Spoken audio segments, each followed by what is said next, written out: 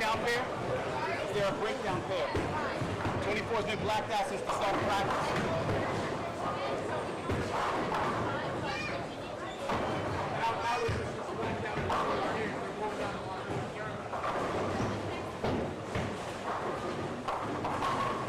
Flying a lot up here, my God.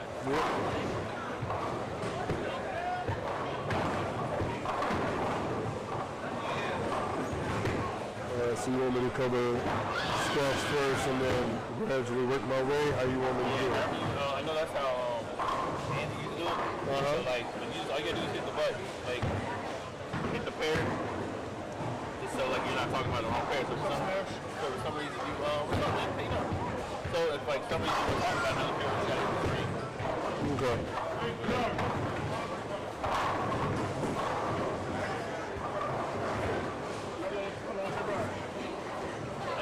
It's supposed to be 11 hours. The traffic did 13 hours. Testing. Testing.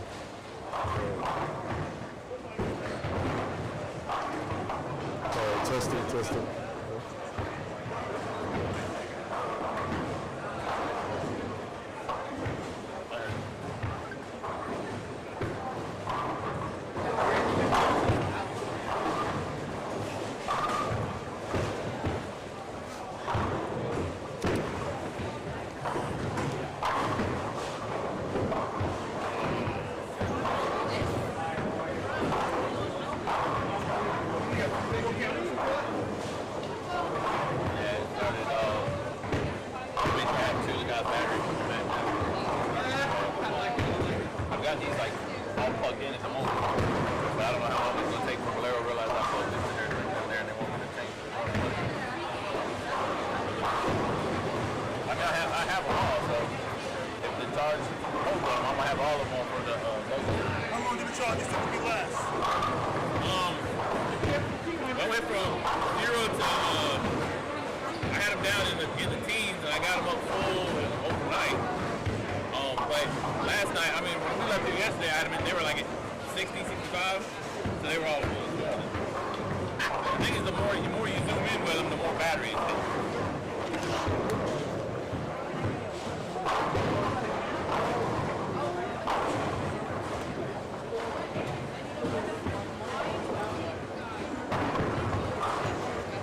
I think the fact that every bowling center is different. You can't get a consistent look. No, I hate the fact that every bowling center is different.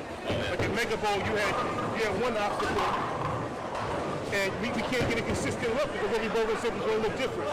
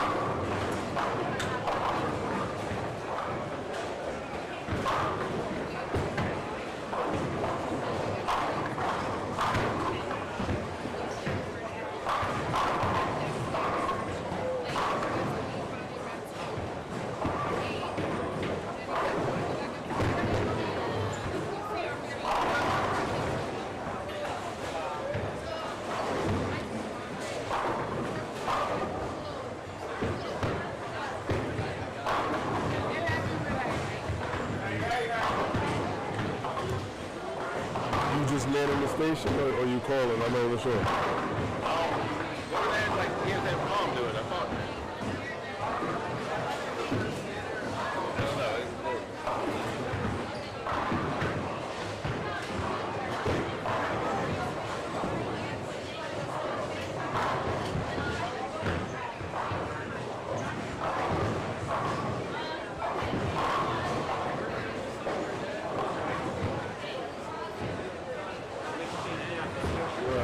One-man booth, yes or no? One-man booth, yes or no? Okay.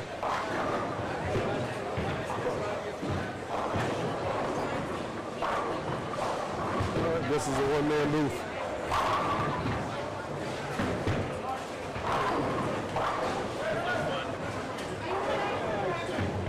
All right, screw it, I guess I'll go on. All right.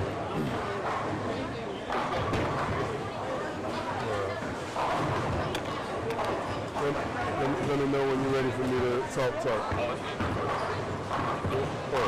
I thought it was muted. That's just so we don't play it back. If I walk off, I can listen to it if I wanted to. I mean, like, there's probably a lot of feedback. All right, what's going on, UBA? This is the New Jersey Tour Stop, New Jersey North Tour Stop. And we are here live at Bolero, North Brunswick with the voice of choice, Sean Dyson. And our feature match today will be Dysfunctional Bowlers versus the Arsenal. The Arsenal currently sitting second in the New Jersey North Division. And Dysfunctional Bowlers currently sitting in fifth.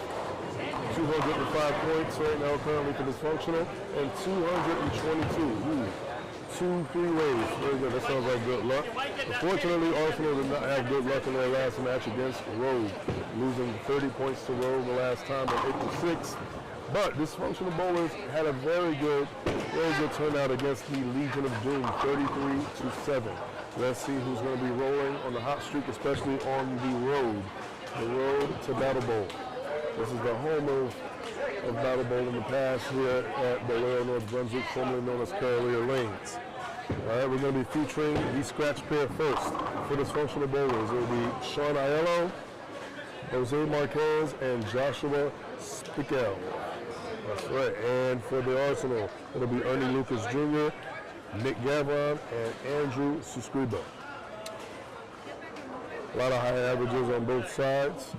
Sean coming in with 233, Jose coming 242, and Joshua coming in with 237. For the Arsenal, Ernie will be coming in with 245 average, Nick Gavron 242, and Andrew 241. A lot of the averages matter on scratch. They do and they don't. Pretty much, whatever you bowl is what you bowl. There are no added pins. There's no assistance when you're on the scratch pair. What you bowl is what you bowl. It'll be 3 pairs. 1 scratch pair, 1 handicap pair, as well as another handicap pair. Total wood will play a factor, not only for your pair, but for all 3 pairs. For all 3 pairs, that total wood will get you an additional 10 points for any amount that you gain throughout the 3 games. All right, up first in the right lane. And 7 pin, definitely standing strong. Ernie Lucas with a nice shot, grazing the pocket, only leaving the 7 pin. Let's see what happens on the left lane. Let's see how Sean is going to start out. Sean on lane 31. And Ernie starting up on lane 32.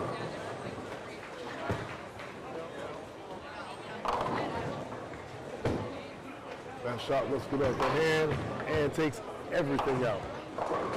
More than likely, Ernie will cover his 7 pin. Let's see what's going on here. And not a problem on that. So like I said before, Arsenal right behind first place, only by 6 points. International Flavors currently holding the #1 spot, but there is really no wiggle room for them to have any kind of slip and trip.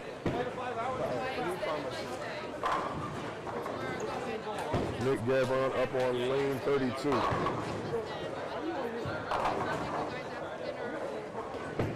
Nick Gavron getting that ball up and drives right through the pins. No problem taking all 10 pins out on his first shot. scratch, more than likely you will see, well, strikes. Strikes are usually what you see on the scratch pair. Whenever you want to see whenever you want to see the essence of bowling being a lot of spares, usually that would be on the handicap pairs.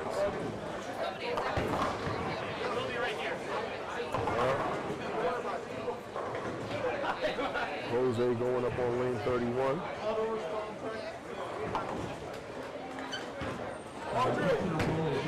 Jose getting that ball up and throwing the ball beautifully, taking all 10 pins out. So right now, all strikes so far for dysfunctional bowlers. Dysfunctional, even though they sit where they sit in the division, that is a very good spot to sit, especially when your division is very, very tough. Andrew Sescriba, no problem, taking everything out on his shot. So far we have spare, strike, strike for Arsenal. And right now it looks like we may have strike, strike, spare for dysfunctional. Joshua not getting a strong hit in the pocket, leaving the 10 pin. Sometimes it's frustrating as a lefty when you're leaving a right corner pin.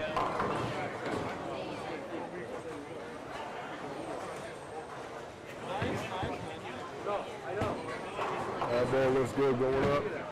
No problem on his spare. So right now, we are pretty much dead even between Arsenal and dysfunctional on the scratch side of things.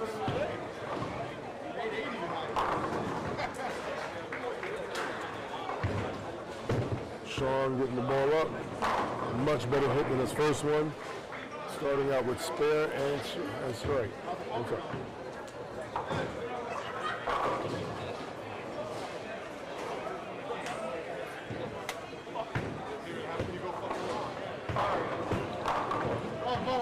I might have jinxed him by making the mistake on there.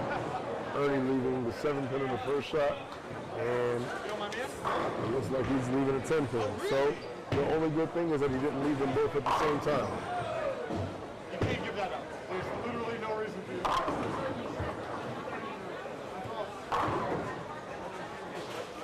Jose up on lane 32. Let's see if 32 is as good to him as lane 31 was on his first shot.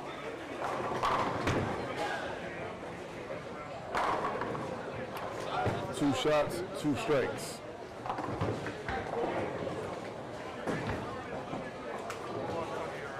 All right, no problem on the 10 pin right there for Ernie Lucas Jr.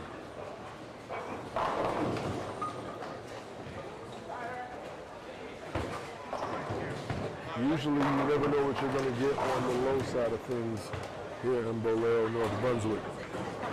But we're going to see what it has so far. So far, like I said, it has strikes for the scratch pair.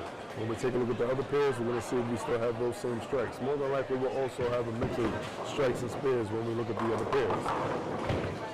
All right, very good shot. Joshua on his first one was left the 10 pin. This time, all 10 pins full.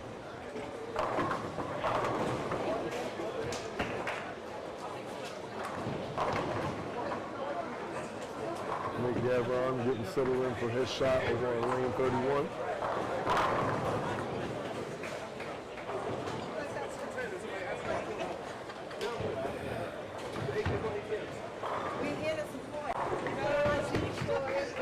And nicked up. Ooh, tickle in the pocket, but taking all 10 pins out. But I told you already what I was doing. I thought. She just happened to. She just happened to. I packed myself last time. Okay.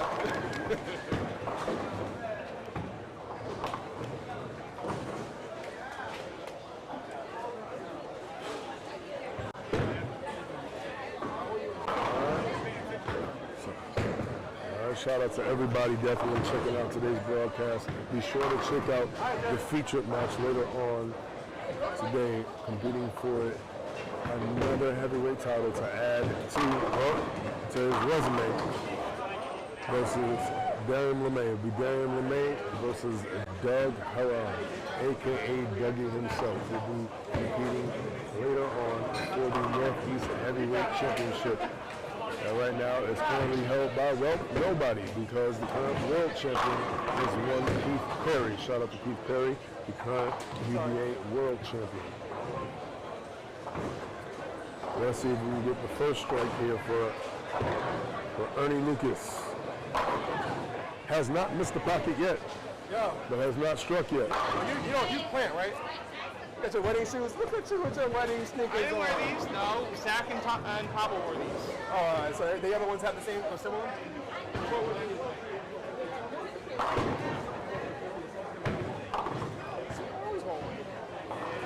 All I did was looking for shoes for them and looked at those and I was like, All right. So far, I think Ernie needs to, well, keep his foot on the gas. He hasn't left an open yet. He hasn't left anything catastrophic yet, so he should keep it going. He hasn't done that, and that almost was a split. Mercifully, the 7-pin fell. There may need to be a score change because it's showing a 9 count. So what? That should be double 8.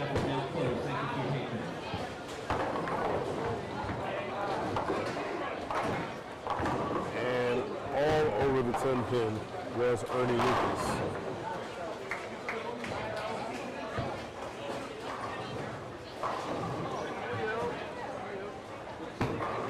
And if the 7-pin was there, it would have got knocked down as well.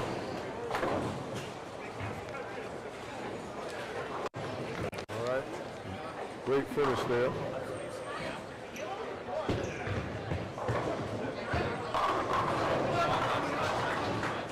Let's see if Nick Gavron can continue what he started, and it looks like he might be doing this for a very long time. 3 beautiful shots executed by Nick Gavron, holding it down right now, along with the anchor bowler Andrew Sescribo for the Arsenal. Their name is the Arsenal, and they have an arsenal of hitters. Not necessarily a lot of handicap when it comes to this particular team. The same can almost be said, the word almost be said, for dysfunctional bowlers.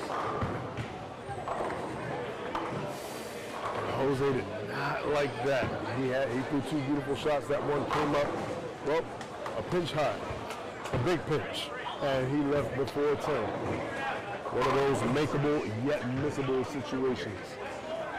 With the game being really, really tight, and where every single pin counts, and especially being on a double, for those who know bowling math, they know 1 is indeed 2.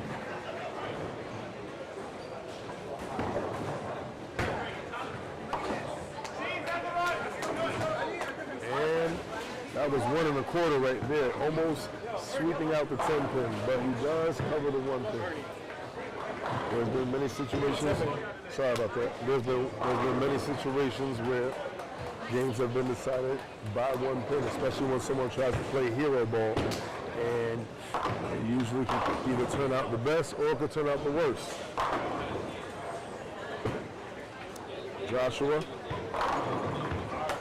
holding up his end of the bargain right there, taking out all 10 pins on his 3rd frame. So there's only been 1 blink so far, and that is by Jose. Jose looking to make sure they could have short-term memory in terms of that 3rd frame and continue on and have as good a game as he can and support dysfunctional bowlers into potentially getting a victory.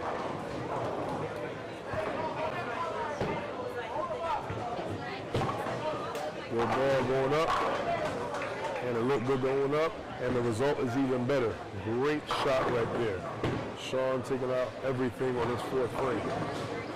Let's see what Ernie can do. Ernie's still searching for his 1st strike. And he got his 1st strike.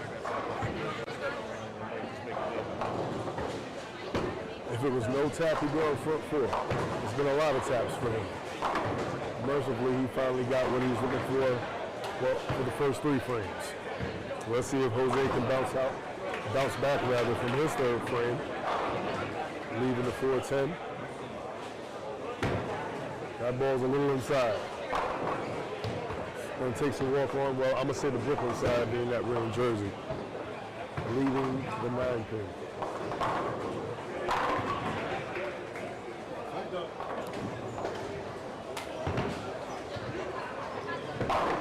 Nick Gavron up. Well, 4 frames, 4 strikes. And gives us a little hair flip for the camera. That's what's up. Should be no problem on this 9-pin conversion right here for Jose.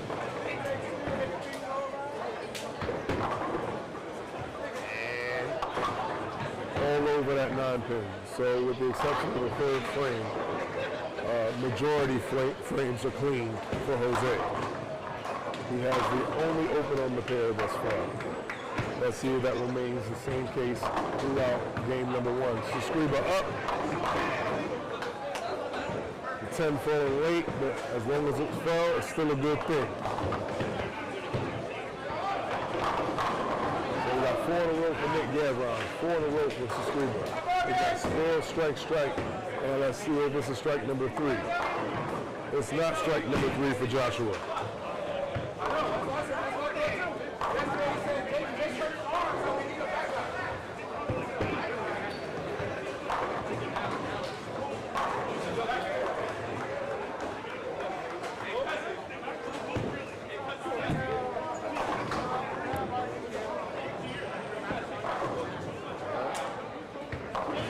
Joshua going to shoot his first 7-pin. He shot a 10-pin earlier and taking out both his spares. So right now Joshua remaining clean.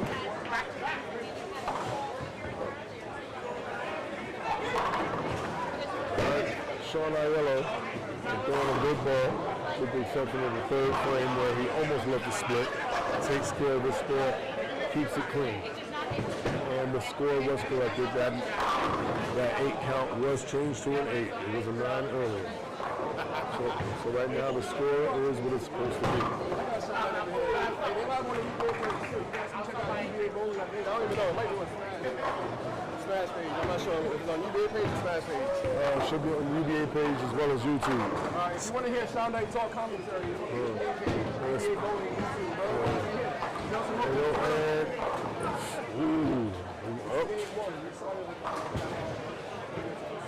And I believe they're definitely going to change that strike to a 6 count. Camera way off, and that shot was way off right there for Sean Aiello. Yeah, speaking of on Smash, you got the heavyweight title on Smash.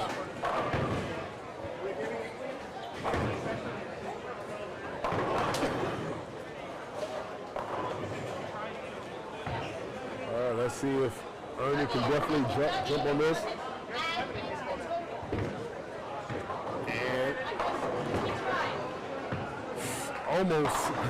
Almost making his situation a lot worse, but it turned out a lot better. Almost leaving a 4-9, the 4th pin fell, 9 remains.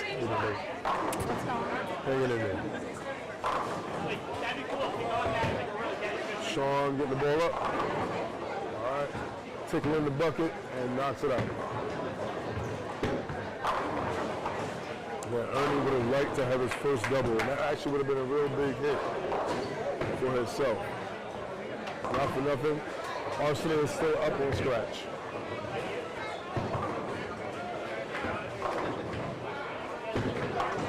All right, good spare right there. Ernie taking care of the spare, so right now he has spare, strike, spare. Jose looking to get back on the strike train. His first 2 shots were looking, well, very, very good. He had 1 shot that was really, really bad. And now he's trying to get comfortable again. Hopefully he can.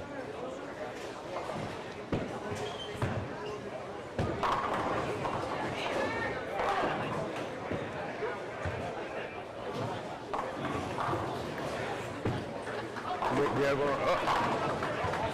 5 frames, 5 bombs.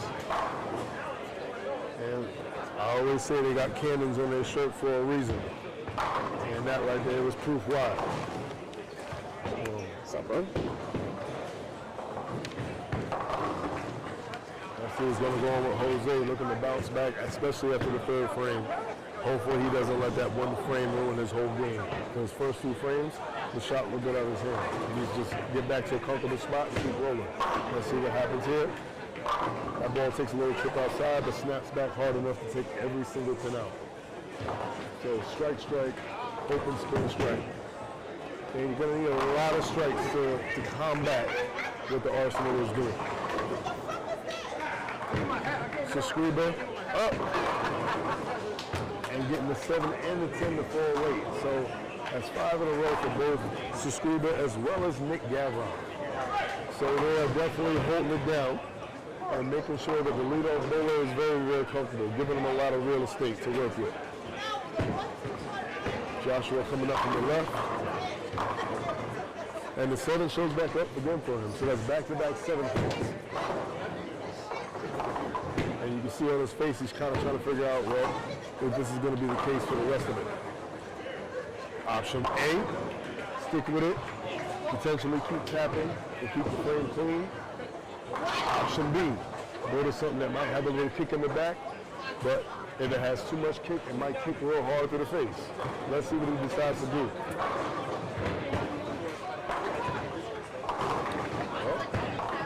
Well, not a problem closing frames for Joshua. But the one problem, well, actually the 2 problems. One problem named Nick, other one named Andrew. League more important than you to make? Probably is. Yeah, gotta be.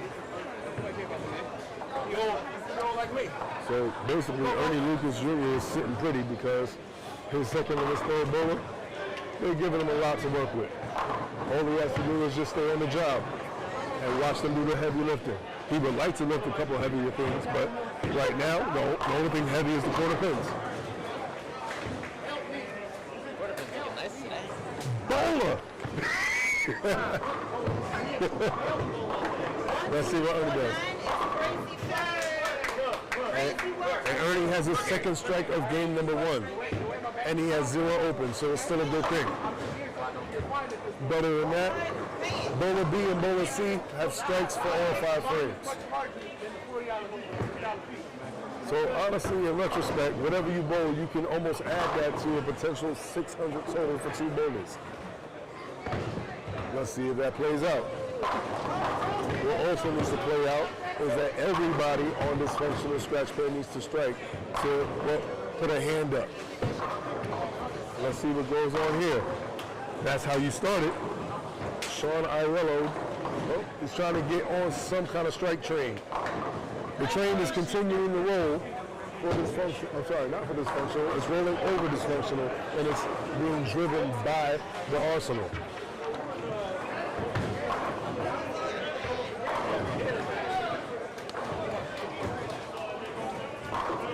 Later on, we'll be taking a look at handicap pair 1 as well as handicap pair number 2 to see if there's any kind of fight back on those pairs. Because even though they're doing a lot of work on the scratch side for Arsenal, dysfunctional can be putting work on both pairs. And we can still have a match. There are 40 points to get. And it takes all 3 pairs to get all 40 points. Jose looking down at his feet. He didn't like the way his feet kind of stopped at the foul line. But like it or love it, I would rather love it because I struck.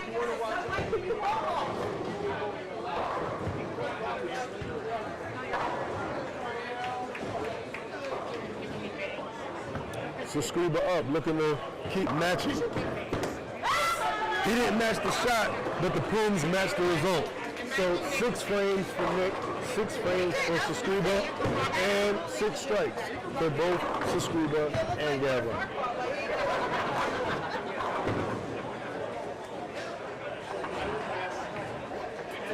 I haven't had a chance to take a look at handicap pair number 1 yet, but when we take a look, we're going to see it's not necessarily looking good for a handicap pair number 1. But that shot looked good right there for Joshua. So Joshua still keeping frames clean. Stranger things have happened, but it may not be happening in game number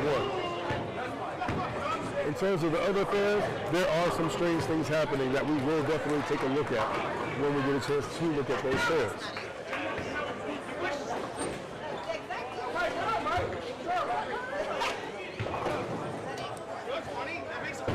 Yellow getting the ball up.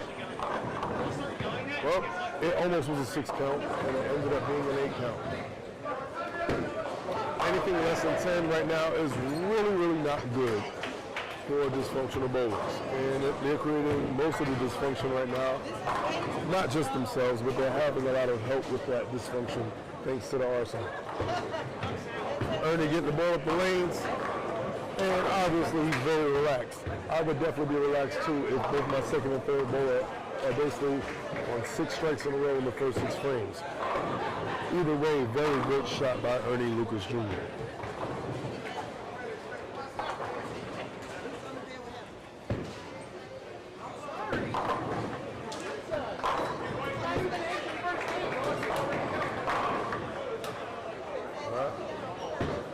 Gavron looking really relaxed up the line. And it looks like we might get, ooh, well, it looked very good. It looked as good as any of his other shots. The 10 pin, just for 1 frame, had on a dysfunctional bowler's jersey. So one person out of the two being Nick Gavron and Andrew Suscriba, finally blinked in the staring contest of strikes. He has a lot of room to miss it. Chances are he's not going to miss it.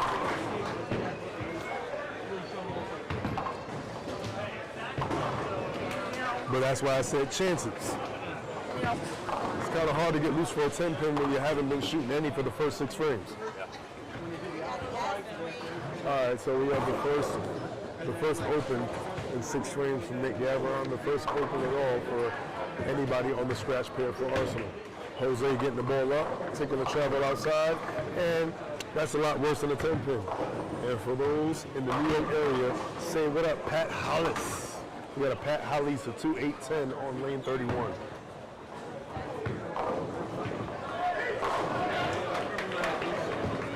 All right, so Suscriba looking to pick the ball up, and he keeps the ball rolling. Seven strikes in 7 frames for Suscriba.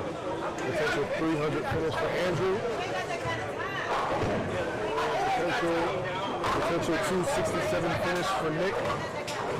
And still a big game potentially for Ernie Lucas. At this point, just get the 2. And he gets the 2.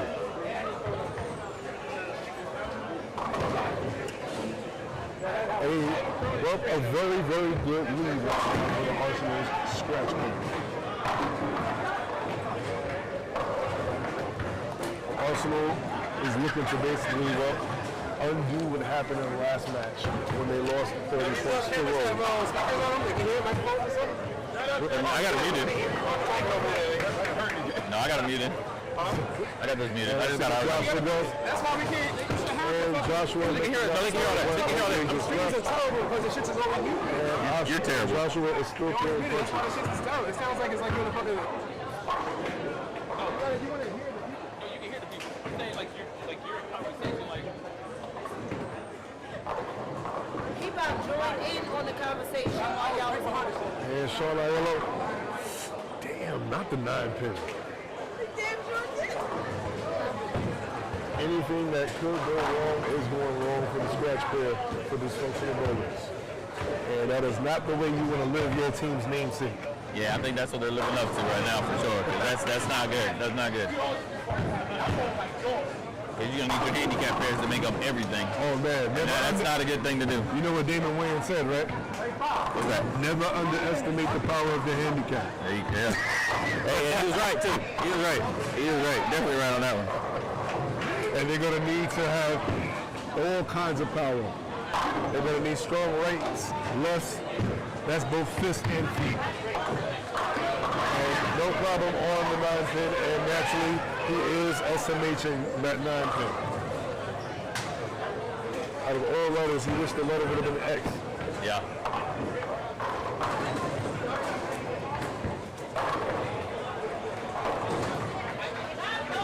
In the midst of us watching Sean shake his head, we didn't see the 8 count by Ernie, but that's all right. Ernie's sitting pretty.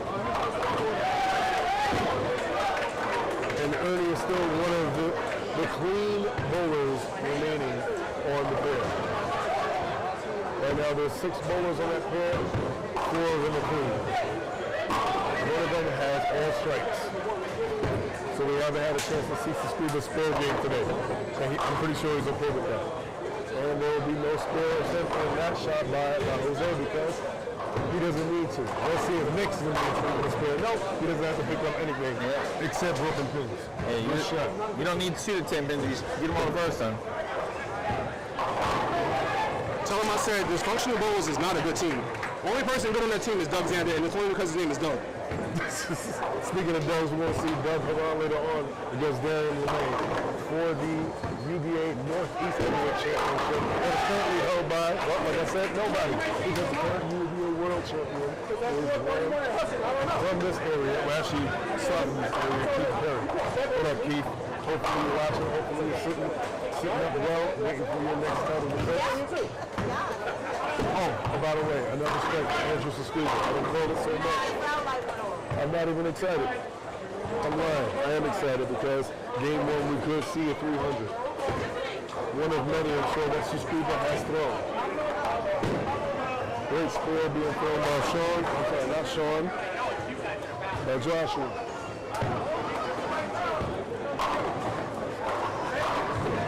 Yeah, Dysfunctional Bowlers are going to be losing game. They're going to be losing game one on scratch by over 100. The way they're going, well over. I think it's not. The only good thing is that it's game one. We've got 2 games to make up for it. Yeah. And the good thing is, if you throw the ball like that, for every frame for the rest of the game, you have a shot. Absolutely. That's all you got to do.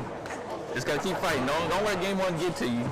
It's just a hole you don't want to climb out of. Yeah. But you can climb out of a hole, that's for sure. And speaking of all you have to do, all he has to do is just keep his ball on the lane for every frame remaining. And there's only 1 frame remaining after that shot. Now, what would be helpful for Dysfunctional Bowlers if Nick didn't strike here? So he had to start thinking what he does on the right lane. Because you know how he left his 10 last time he missed it. So now if he does it again, then you're gonna have to start second guessing himself, and by him falling apart, that might help the Dysfunctional Bowlers. But because Dysfunctional Bowlers, they gotta get their own. They need some help. So they need somebody, because Harry Potter down here, the F bowler, he's gonna shoot 300. I'd bet $1 on that one pretty easy. He's gonna shoot 300 on that. And what's Nick gonna do? He's going to throw it, well, faster than what he's been throwing it as of recent. At one point, he was about minimum 20 miles an hour. Maybe slowed it down to about 16, 17. Well, marriage does that to you. 67. Yeah, definitely. 67 going to look pretty good for him. And Harry Potter gets this one here, then they might get over 200 on this game. Harry's shots have indeed been magic. But then again, it's a moment for Mr. Scuba. All those in the Jersey area, and probably, I would say the Tri-State, they know the name rings bells. He's bowled all over. He's bowled on everything. So whatever he's seeing right now is obviously looking like candy to him. It's looking oh so sweet. Front 8 for Andrew Scuba, potentially front 9, and then potentially that number with 2 zeros at the end.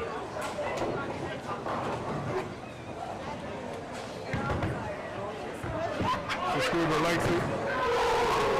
Oh, that was nice. Oh yeah. A tad, very, very small tad high, but he don't need to adjust off that yet. He got a couple more shots on there. When you're getting to the line comfortably the same way, everything feels like copy and paste. Yes, absolutely. Let's see if we can copy and paste 3 strikes in the 10th frame for Ernie Lucas Jr. Let's see what's going to happen. I'm going to jokingly say he needs all 3. Yeah. And the continuous 10th frame. Here we go. Strike number 1 in the 10th frame in the clutch for Ernie Lucas Jr. And even though I'm giggling, it's no laughing matter for game 1. And at the same time, Dysfunctional Bowlers, they're known for winning. They're known for winning a lot. And He almost lilied that thing. all forever. He almost 5-7-10. And when I mention all their wins, they're used to winning almost every single title in WCS. They've possessed at one time the heavyweight with cruiserweight. Both tag teams. The only thing they haven't won is welterweight. And I'm pretty sure if they had a welterweight, they would throw them in there too. Yeah, I think they all averaged out of that. Yeah. See what we got here. 10-pin conversion looking good for Sean Aiello. Just because they're not striking more than one this game does not mean they don't belong in the scratch fair. It's just that you already know how it goes. It's a marathon, not a sprint. Yep.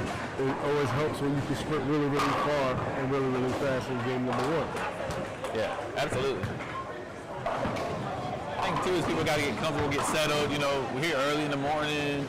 You know, got to get loose, get into it. So, like we talked about earlier, this ain't over. They're gonna lose game one by a lot, but they're not out of it by no means.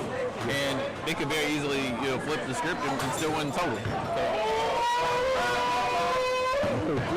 Was that glass breaking in the background? Stone Cold. And that shot was Stone Cold by Nick Gavin right there.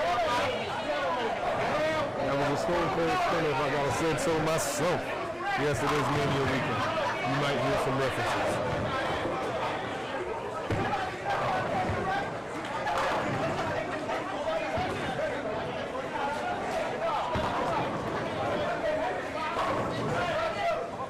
Let's see how Jose finishes out. Let's see if he can finish out with 3 quality shots to boost his spirits going into game 2 and game 3. And all right, quality shot, not quality carry. Yeah, and he's a big boy, so he needs help with getting him spirits going. I can say that, 'cause I'm a big boy myself. You know what I'm saying? For those who don't know who this big boy is in the background, this is one voice of the South, Ray Gillespie, taking a nice trip up here to the north. Yeah, I wanted to come spend my Easter weekend with you lovely people. That's right. We made the time pass over. Yeah, that's right. That's right. I'm hoping by the time I leave tomorrow, we have cars that fly and stuff, so I don't have to deal with that traffic again. Yeah. You know what you call a car that flies? A jet son. That was horrible. That is cool. But you can tell you must be a dad. Oh yeah. Shout out to my 2 kids. Yeah, absolutely. Maybe watching at home. I've got 3, so. Right. And a grandbaby coming about time for Battle Bowl, so we might be postponing Battle Bowl for everybody until I get that grandbaby. I hear that. Shout out to all those looking to participate in Battle Bowl and all the events. Be it unholy, being franchised, being mixed, or if you just want to be in the mix and just have a good time. Speaking of finishing, having a good time, only one Blake, 267, 11 strikes, one spare miss. So, for the most part, you threw it perfectly.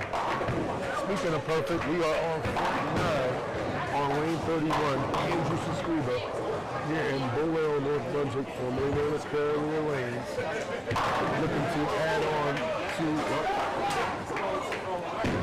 the huge difference in store between Dysfunctional and the Arsenal. Let's see what Suscriba does. And no problem picking every single thing out. Front 10 for Andrew Suscriba.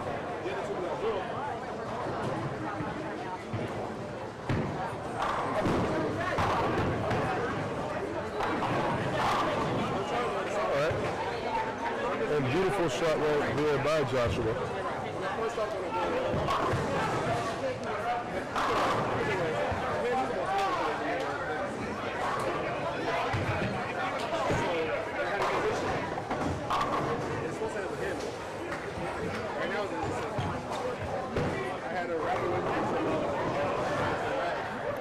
Andrew getting the ball up. And the pins. That was crazy. Well, I'm going to assume that's a 289 finish. I don't anticipate him missing a 9 pin. And beautiful start from Suscriba. If he throws it like that all night, I think we might potentially see an 800 series for Andrew. Same thing could be said for Nick, and you never know. Depending on the outcome, You might say the same thing for all three bowlers on Dysfunctional. I'm sorry, not Dysfunctional, but for Arsenal. 289 for Andrew to Screwball. Great first game.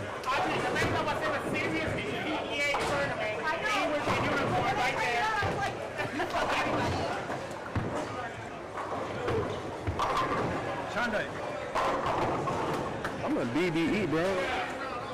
What's up, BBL? What? I'm a BBE. Hello? You know what BBE stand for? The best bowler ever? The best bowler ever. I mean, it's interchangeable.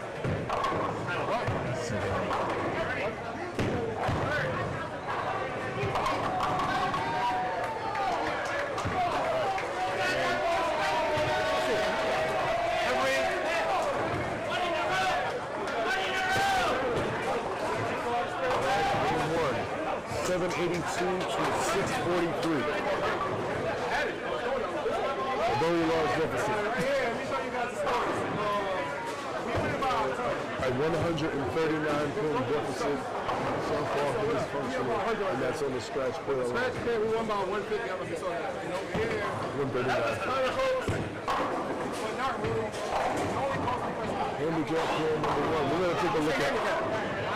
We're going to take a look at handicap player number one. This is the finish. There's 20 pins on the right side. And as you can see, the score, Raul has been struggling a lot. Potentially 176 finish. Will Raul Renteria. I'm sorry. Is this the 10th frame? I'm sorry. Potential 156. I almost tried to inflate the score.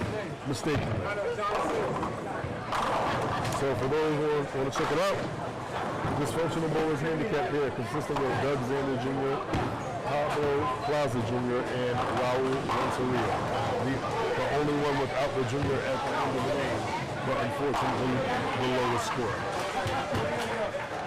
Which will not remain the same. Raul is going to be a fighter. He will figure something out. And when he does, that could right there be a good shift.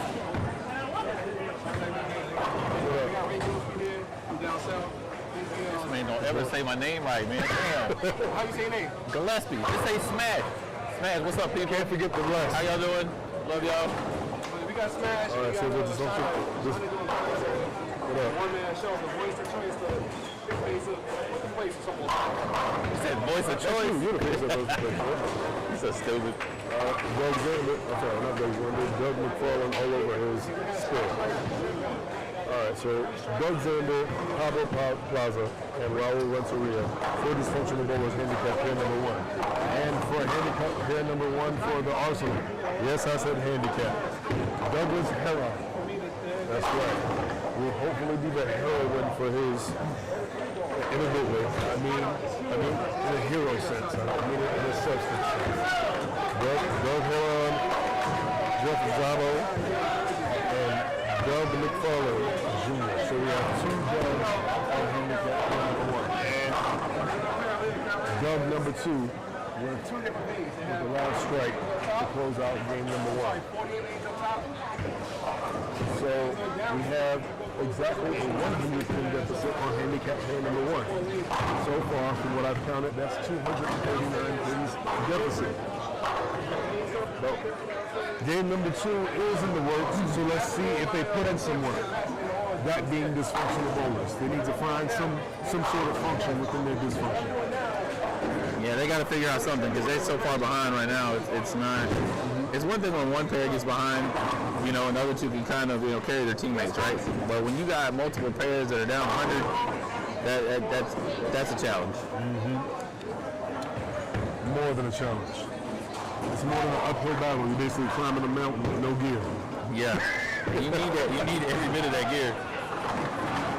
You might as well turn around and go back down the hill. Well, hopefully there's no way to go further down. But we've seen in these matches it can go down and in a bad way. And that went down in a good way for Doug Heron, aka Dougie, aka Mr. Joyce, aka Doug Cena. Leader of the pink beanie crew. Oh yes. With no pink beanie on today. That's I got mine for later. We'll call him PBS, Pink Beanie Siegel. I'm surprised he doesn't have something on the public broadcasting network already. Well, Let's see what this spells in terms of the first frame for Doug Xander. Xander holding a nice inside line. And guaranteeing pocket control may not always guarantee carry. My first glance at him, I thought that was Ray Smart when I saw him walk in there today. Shout out to Ray Smart. That's my guy. That's my guy. We got a shout out to Smash from Smash himself. There you go. And Plaza. All right, so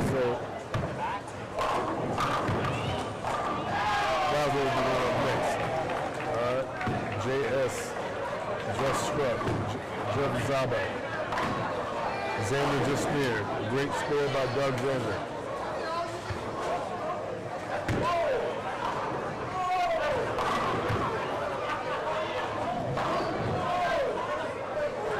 Pablo Plaza Jr. coming up next. P2J, hopefully looking to throw a lot of strikes. So I mentioned this is handicap pair number 1, and this is exactly where the average is. In many ways, will matter. So for dysfunctional bowlers, Xander coming over 203, getting 25 pins at handicap. Plaza Jr., 228, getting the least amount of handicap for his team's pair. Great shot by Doug McFarlane. He's only receiving 8 pins. Raul, 218, only receiving 15 pins. Total of 48 pins handicap. Plaza, kicking everything out. 7 falling away. Great shot by Pablo. For Doug Heron, 237, getting a whopping 2 pins. Jeff Zabo, 202, getting 26 pins. And Doug McFarlane Jr. also getting 2 pins of handicap, but a 230.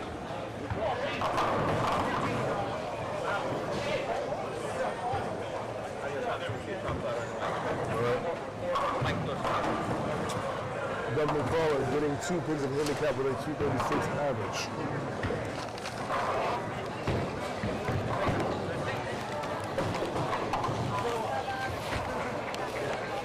Quality is excellent in terms of visual.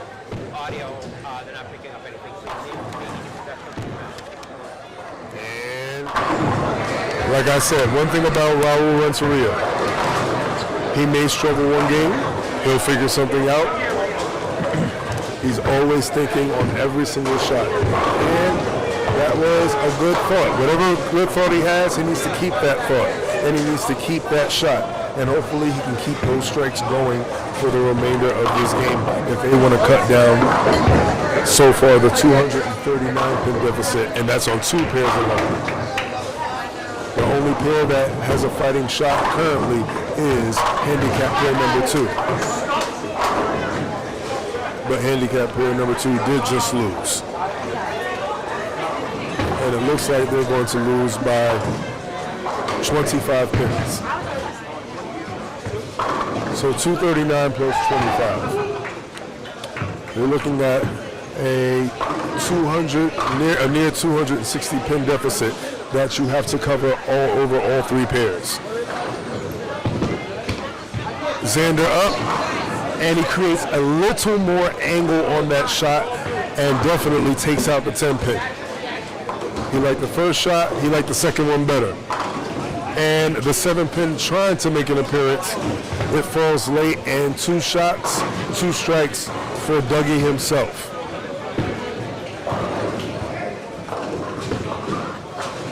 Dougie getting his arm loose to compete for yet another title to add to his resume later on today.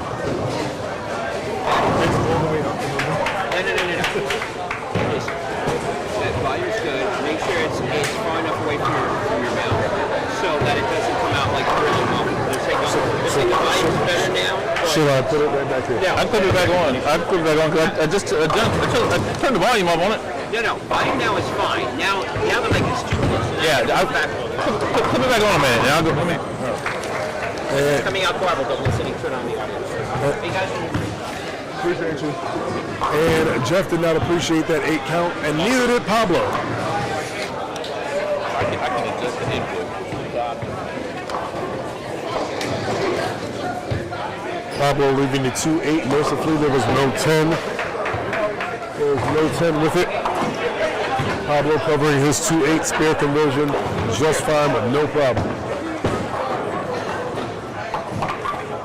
And that ball was looking like a chop out of his hand. Unfortunately, an open frame for Jeff.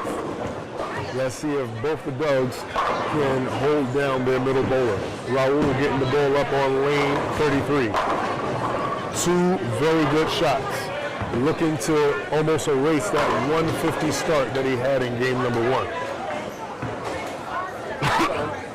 What's going on, Pop?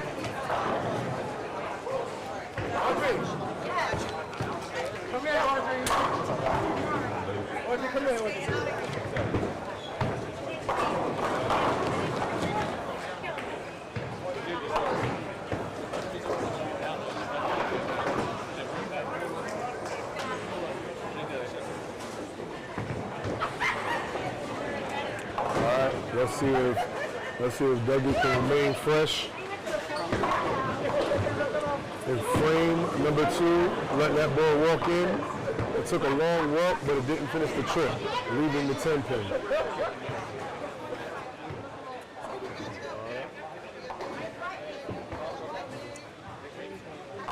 We've yet to see McFarland shoot a 10 pin yet on camera.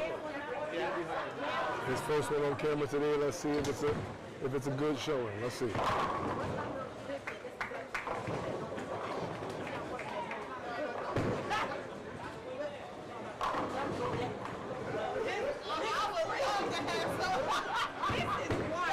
And no problem. If you notice, you will never see any extra you will never see any unnecessary boost in speed in Doug McFarland's shot. He's extremely consistent in terms of his speed. His ball will always walk to a spot. His ball will always take a nice long walk to a spot. Like I said before, he's 236 for a reason. He throws a lot of good shots and rarely throws bad ones.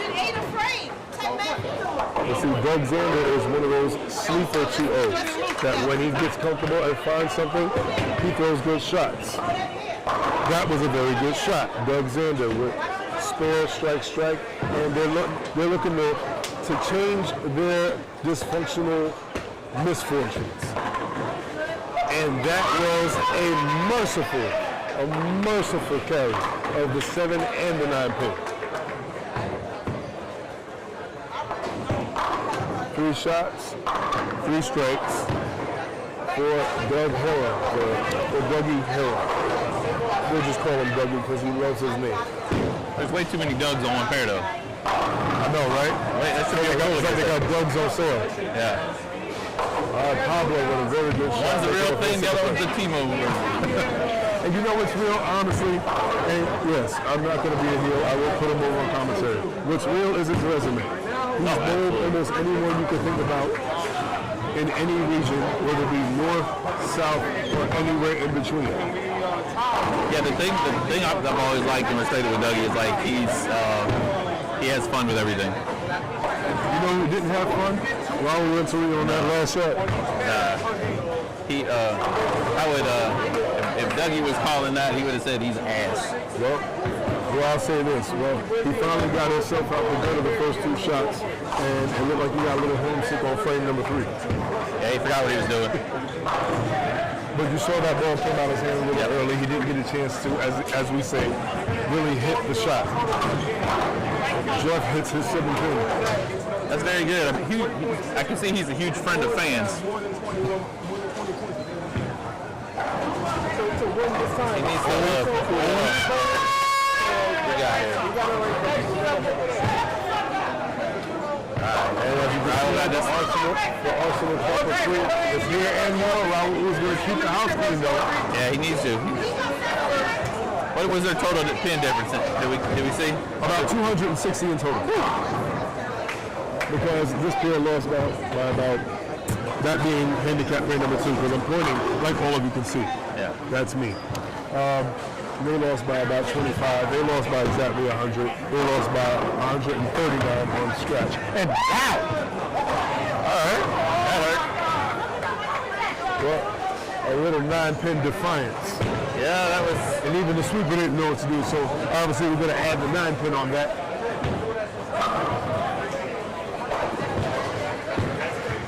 Shoot, that one had a little mustard on it. Yeah, when you get a pin moving like that and the sweep doesn't even know to pick it up, you know, that means you deserved it. You should have had that one. It looked like the shadow of the pin, not even the actual pin. And sacrificial carry. Yeah. What one partner does not do, the other one does. Yep.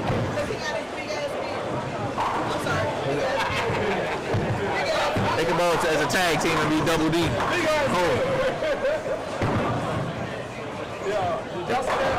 And he don't even bowl no more. I've heard somewhere that he doesn't bowl anymore.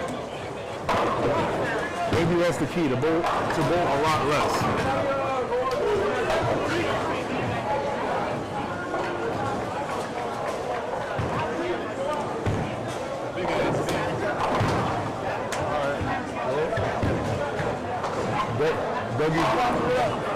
Dougie definitely in rare form right now. Said nobody ever. This is the form he's used to being in. Now, yep. The good thing and the annoying thing about him is once he starts striking, he strikes a lot. He does. And the more he hydrates, we'll just say that, the more he's going to strike. You always got to keep plenty of water on hand when he's around.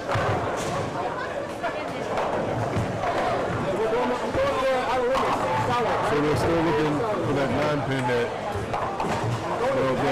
Doug McFarland almost knocked the soul out of. Yeah. Raul, I see you definitely looking to stretch yourself by 100. I know you by now. One game never stops you. And you're always thinking on the lane. And a certain bowler on your team says you should be wearing a Ula follow when you bowl. Shout out to Rudy Parker. And you know, shout out to him, even though we're not looking at handicap pin number 2, he still has his boxing gloves on. And that's, even though it's I want to say 260 pin deficit right now across all 3 pairs, that's only game 1. And we've seen greater comebacks happen. Oh yeah. I switched balls, and that's when I struck out in the 10th frame once I switched balls. I saw you take the trip to the bag. Oh. I have faith that we'll win on the handicap. It's not a problem. This scratch pair is striking a lot. Yeah, I was going to say, it went from only 2 to now 3. So basically, like I said to the audience out there, you want to make sure that there's a lot of real estate with both your handicap pairs. And I see that y'all are definitely planning to do that. And you're trying to get some kind of good number out of the difference between both teams. What's killing us is that they got away with a lot of shots. A lot of bad shots. Sometimes it's better to be lucky and good in certain situations. In this case, they're both lucky and good, and they're getting good results. And that was almost a result in your favor. All right. Well, Raul's going to keep the train rolling, and I assume he's going to shoot minimum 230. All right. And great shot right there, great carry right there by Jeff. Kind of showing Doug McFarland how to carry a 9-pin, even though he shot his last shot amazingly well. Speaking of good shots, that shot labored a little bit, finished a little bit behind the head pin, leaving the 10. He has the right idea. He's trying to create the angle. If you miss slightly inside, it will labor, and the corner pins will have a tendency to fight back.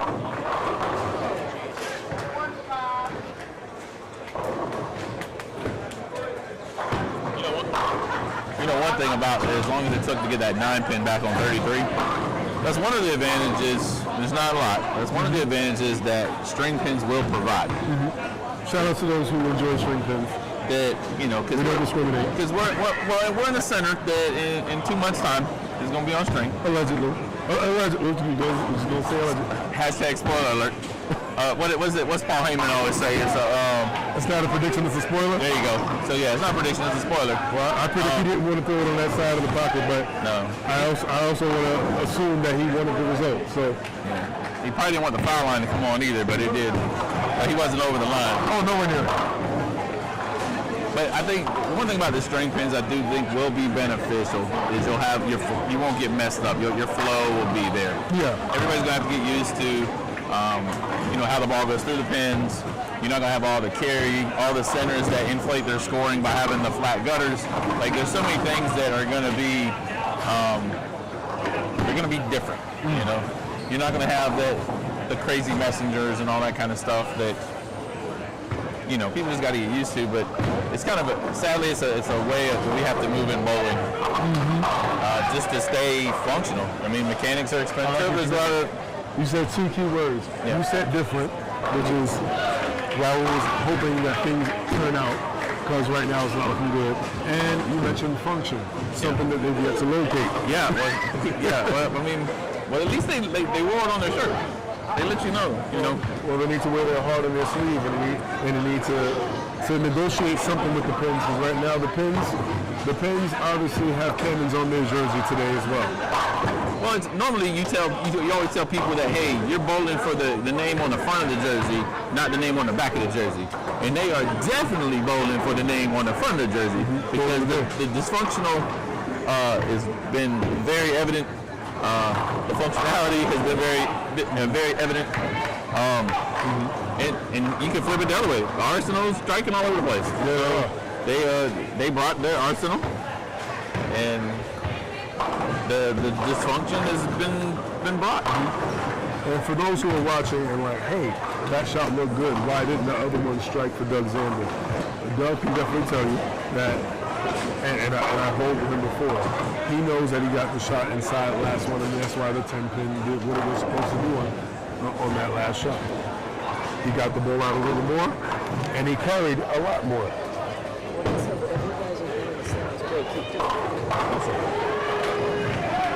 Pablo did not like that out the hand.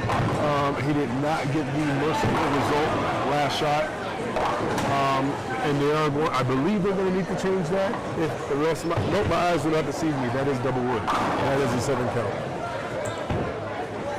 I'm thinking now, you remember Pablo last time he went Brooklyn on the left lane, and he didn't like that. And then so I don't know what he did here, if there was he was making an adjustment because of how we just did, or if he just made a bad throw. I didn't get to see it because there you go, he got the spare though. When I saw him the tail end of the shot, it looked like it hung on his thumb a little bit. Yeah. And he didn't really even look comfortable. Usually when you see a bowler on any level kind of pop up a little early, it's because something didn't feel right.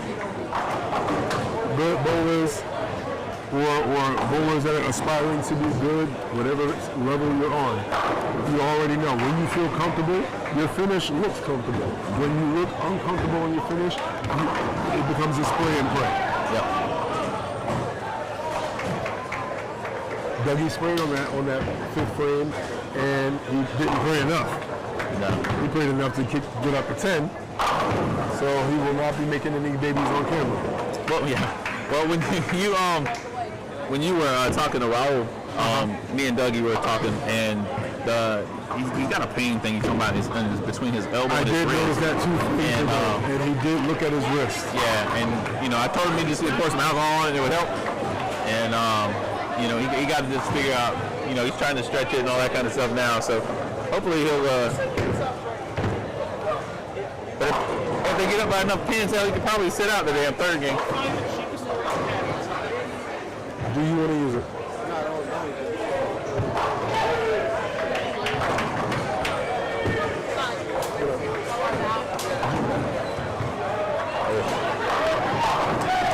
And that was a great observation that you made. I believe he started clutching at that around frame number 3 on the 3rd shot. Yep. And what that does, for those who are not familiar with that kind of pain, it's annoying. You cannot get a good feel on the ball. Oh, don't worry, I put everybody over. He does. There's no heels. That's right. There has no heels in his life. That's right. And if you need anyone else to put you over on commentary, there's plenty of people who either need or don't need a mic that will do that. Yeah. And Raul didn't need any help on that. That was a good shot, and he got a good result. Well, Raul's about a frame away from being ahead of his first game. So, and there goes that Pinsky foul line again. And from what I know, believe Doug was nowhere near him. No, and that's one of those things too that can really mess with a bowler too. Even if it's like malfunctions like that, and you know you didn't cross the line. It doesn't take much. I used to work in a bowling center, so it doesn't take much for that laser and those mirrors and stuff to like not know where you're at, and it can get in your mind, because then you start thinking about it all the time. You don't want people accusing you of going on the line, kind of stuff. So it can it can mess with you mentally when you're playing. I don't know if that's why he just whipped that 10-pin, but it's one of the things that it sucks. You know what a foul like randomly going off reminds me of? When the heel manager in a wrestling match kind of reaches under the ropes behind the ref's back and kind of like tugs your leg. Yeah. It doesn't really necessarily hurt you, but it'll do enough to get you off your game. Yep. And that may be exactly what dysfunctional needs. They may need their cannons not to function on the other side. Let's see if they can take advantage of that. McFarland did miss a 10-pin, and he wanted that strike too much. You can tell by where he put it. He wanted that one way too much. He almost got more than what he wanted in a bad way. Right. Mercifully, it was only a 9-pin. Let's see what happens here. Yeah, Doug definitely looking uncomfortable at the bottom of his shot. Right at this point, he's just trying to control pocket and not put too much pressure on his wrist. Usually when as I was saying before, I got on track myself. When you start feeling that strain, it's kind of like a burning pain that shoots up from either your gripping finger, which usually is the ring finger, and the pinky, whether you tuck and or untuck it, and you start feeling it through the palm, and it'll shoot up almost through your forearm, almost to the elbow, and you feel it usually when you grip. Yep. And the easiest part in all that is just do everything you get. It's weird because you want to do everything you can to just get a strike on the first ball, and you ain't got to grip it twice. But sometimes, you start all that stuff you mentioned.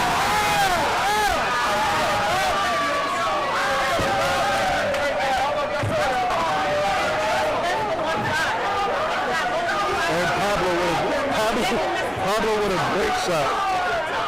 If you hear all the noise in the background, we did have a 5-pin miss by a second team member of a jersey that has a wanted poster on it. Speaking of wanted, Jeff got what he wanted. He got 3 strikes in a row. He threw 3 really good shots.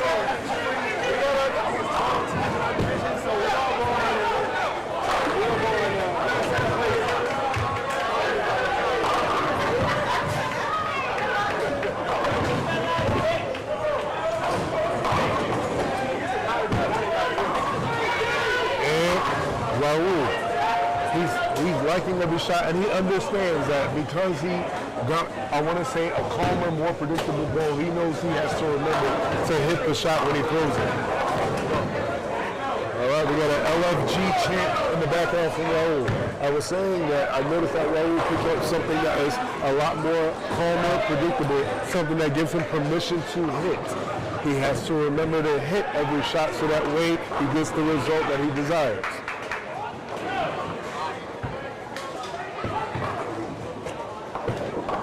There is opportunity in the waters. Now it is up to Dysfunctional's handicap pair number 1, as well as handicap pair number 2 to jump on said opportunity.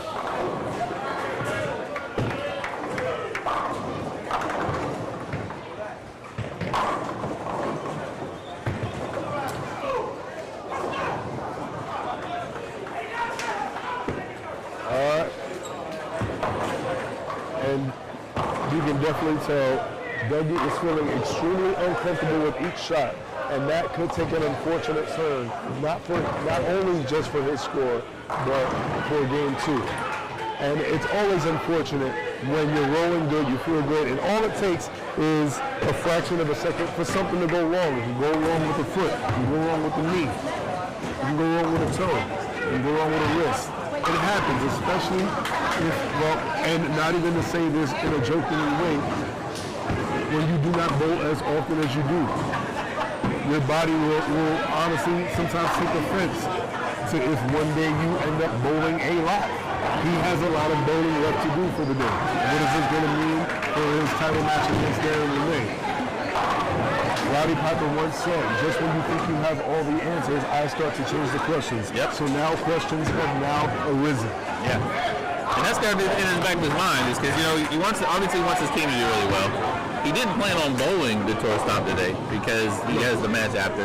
Indeed. So he already kind of, I'm not going to say he was upset about it, you know, I mean, he didn't say all that, but it's like, you know, you didn't plan on bowling, but now you're bowling because the team needs you, so you're doing the right thing. It's a team sport first, you know.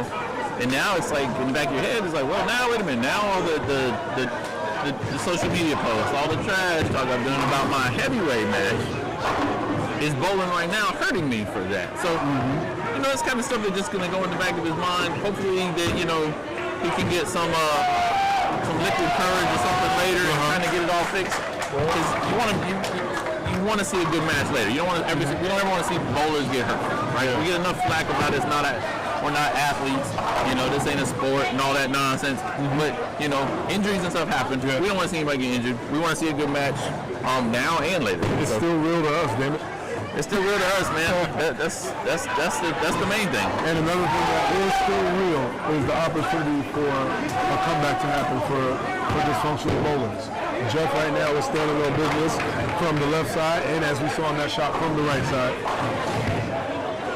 And that was a very good shot. We saw a surface change by Pablo, kind of maybe taking on what Raul did. Go to something that's very calm, very predictable, gives you permission to stay comfortable, and give you an opportunity to hit the ball as much without anything erratic happening off the back of the lane. This is Dougie number 2. Last time, remember, he had the foul light went off and he didn't foul and missed a 10. So let's see what we got here.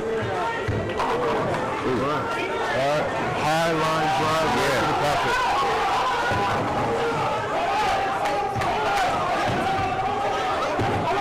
That looks good off the hand. And that looks good with the pins. He likes it. His team likes it. And the score likes it. Yeah, he's going to be kicking himself for not making these baller changes and adjustments game 1, because game 1 was awful, but like he's on it now. Yeah. And it goes right back to what we said in game 1, that just because you get a big lead, you got to keep it moving, because functional bowlers, they're not done yet. Yeah, and you said it there. As Eric would say, what up, lane crashers? They're still here. Yep. Let's see what's here in frame number 8 for Xander. Brooklyn. You know what? That was kind of in the river. Yeah. It didn't even make it to. It didn't make it to either landmass. Doug at this point is just trying to play what we call safe shots, and I don't even mean safe in terms of lane reaction. I mean safe in terms of his health. Yeah. The health of his arm. His arm has to be preserved.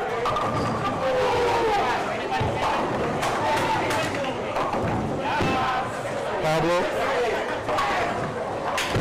He pitched that one way inside. Fortunately for him, did not leave a split. And the reason why you see a little frustration in Pablo is because he understands that the game is taking a shift. And he wants to take advantage of the shift in the direction that it's going. Sometimes you start becoming your own, well, not worst enemy, but you don't become an ally sometimes when you try to force a situation that's already right there. Sometimes you just have to surf on the wave and not try to chase it, so to speak. And he almost chased the chop split. Yeah, it was close. It was very close to chopping that one.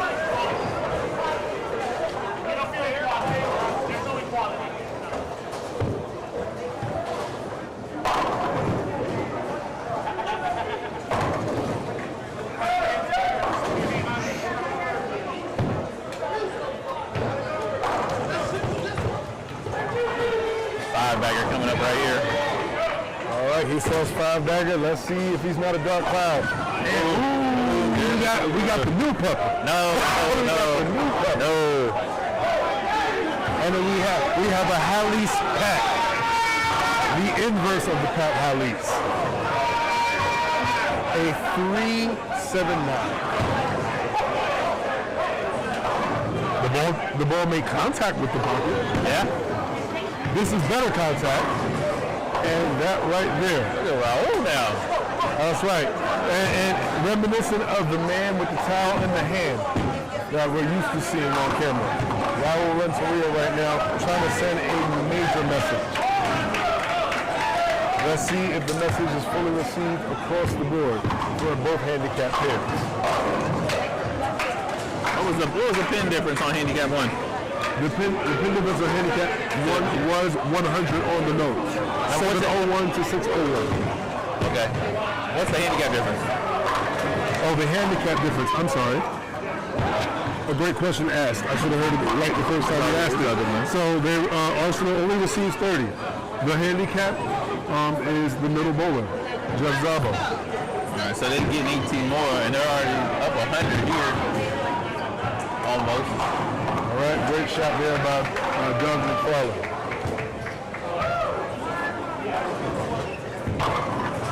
A little assistance given by Jeff on that last frame.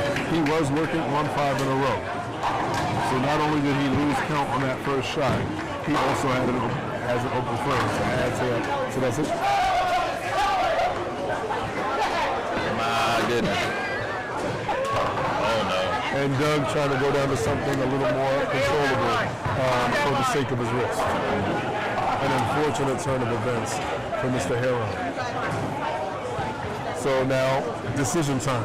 Do you sit out, do you sub out, and preserve? I'm kind of looking around, and I don't see any Arsenal bowlers in the building. I don't think sub is going to be an option. Well, you know what else is not an option? Doug to want to let this game go. And by Doug, I mean Xander. Xander threw 3 really good shots, with the exception of frame number 4. He's thrown very good shots.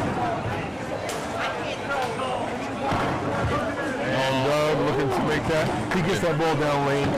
He puts no added pressure on his wrist. He did not hit the ball. He just got the ball down lane, and he focused more on the 6-pin than the 3-pin. That sign of experience. Okay, that's the best ball he's thrown in a while. All right. Kept it on the right side of the head pin. That's right. P2J, Pablo Plaza Jr. with a very good shot. They're just trying to finish what they're trying to start in the second half of game number 2.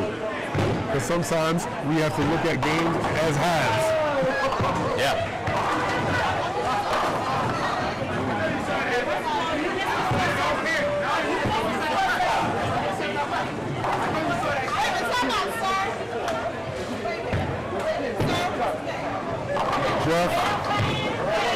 Jeff definitely put a lot more fingers than he did the last shot.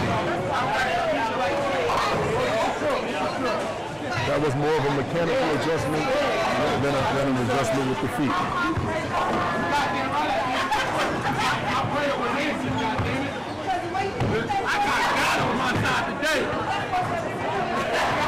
So Dougie right now, not necessarily as animated as usual because he has a lot to think about. Yeah. Respectful. Absolutely. I mean, he might need to go back and taking the beanie off because he was striking when he had the beanie off.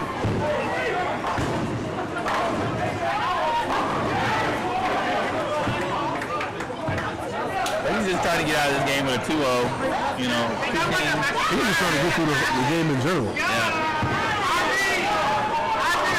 He's just hoping he don't become a liability, but he's still in a good spot. All right.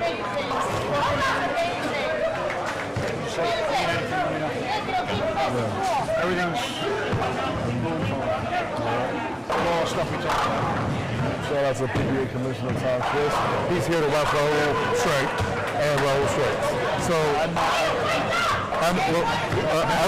from a bowler's perspective, I'm not asking about any particular individual. You've had bowling injuries before, and have you ever had them nag you in this game? And what goes through your head when that does happen? So I actually I hurt my back in the middle of a world championship. They had to carry me out of the bowling alley. And Erica wanted me to stop. She was trying to tell me to stop bowling. I wouldn't stop. I wound up losing, of course, because I couldn't make a 10-pin because I couldn't throw the ball to the right side of the lane. But So yes, I had a severe injury. Actually, I was out of work for 2 weeks. Well, And I don't do anything at work. speaking of work, Doug Zander as well as Dysfunctional Bowlers definitely putting in the work necessary to take back game number 2 and to make up for the 100-point deficit they had alone on their pair. So we mentioned that. I'm hoping they don't win because I bet against them, so I'm hoping they lose. Yeah, I picked Arsenal in this match on our Karate Combat app. Yeah, me too. You know what I bet on? Well, because I'm an unbiased commentator. I'm a journalist, damn it. I can be completely unbiased. I still want somebody to win. Well, you know what? Like me. I want me to win all the time. Well, I want the audience to win because I want the audience to keep watching us. The reason why I was asking about said injury, around frame 3, we both noticed that Douglas Haran was kind of clutching at his wrist. And the one thing that usually can happen, sometimes if we grip the ball the wrong way or even hit it how we normally hit it, but it's always different when you do not bowl as much. Your body starts acting differently, especially when you start doing what used to be familiar and not such a familiar amount of time. I can certainly agree because I just had my knee surgery last year, and coming back from that has just made a huge difference in bringing back my game the way it was before, because I was completely changed my approach. I completely changed the way I threw the ball. Now I'm actually back to the way I was throwing it before, and my body's confused. Well, I'm not really sure what the hell's happening right now. You sound like you have an Arsenal jersey because they have no idea how this took such a cataclysmic shift. And the one thing that definitely did change is the fortunes of Dysfunctional Bowlers. There may still be a lot of dysfunction for them on the scratch pair, but their fortunes and their functions have definitely took a shift in terms of game number 2 on both handicap pair 1 and 2. Great finish. Yeah, I'm leaving. All right. Good to see you, Tom. Appreciate your time. Good to see you, fellas. Always a pleasure. Pablo looking to finish with potential 235. That ball looks good going up. Didn't get it. No, it's not. Says my rule isn't working.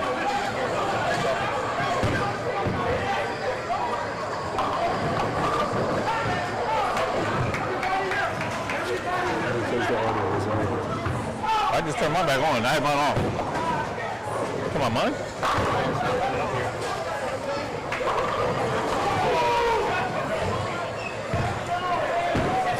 Pablo getting the ball up and very good tempo.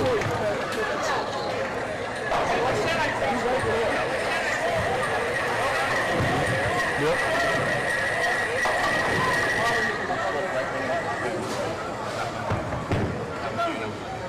Stay on here. Somebody had mentioned something in chat that the audio.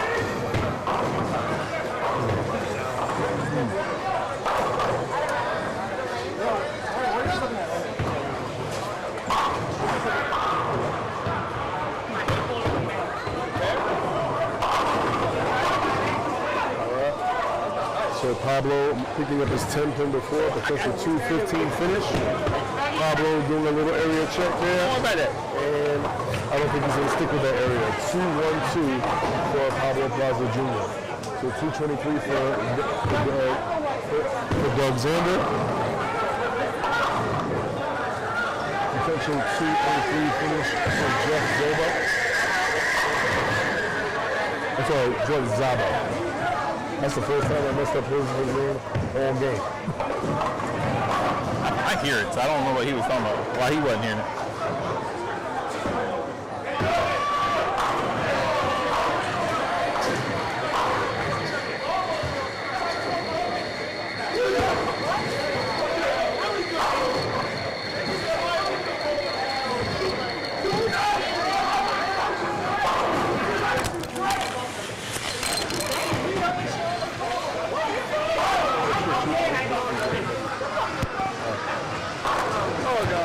Sound right. How's your wrist?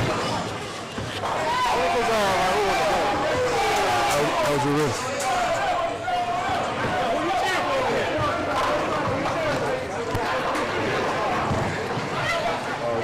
So I mentioned to Raul that I said minimum it will be an increase from 150 to 230. He looks like he's trying to stretch it exactly by 100. 2-8 lead, not a 2-8-10. Basically finishing shots to get them out the way.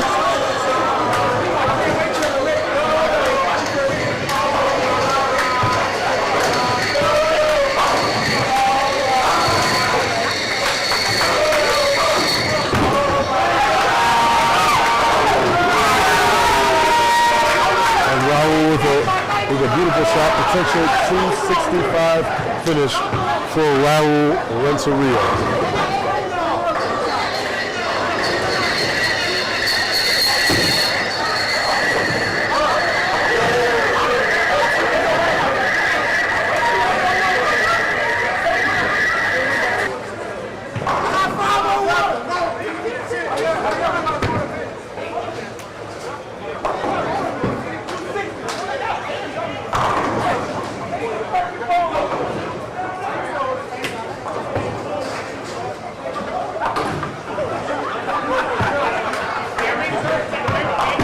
Raul with the second ball of the 10th frame.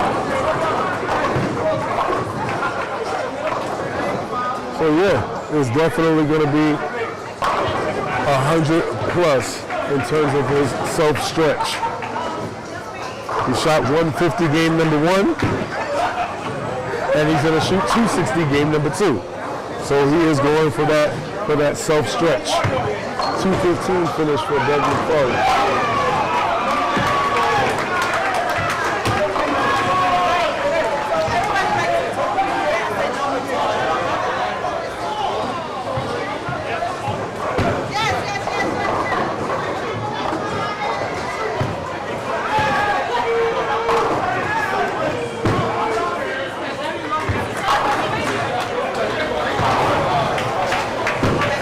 And 260 unlocked.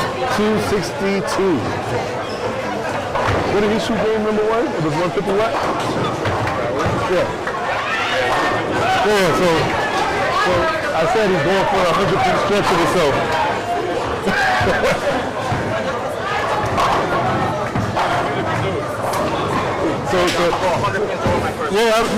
So what did you shoot? You shot 156 the first one? Yeah, so you gave yourself a stretch?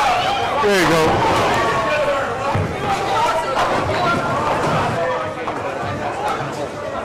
Figure it out. If anyone knows, I know. but a hell of a comeback. So what was dysfunction is now turned to misfortune. Misfortune that be for the team with the cannon on their chest. And it looks like a cannon was blown through their chest game number 2. And if I'm in the game, it's never done. It's never done. Still here? Still here.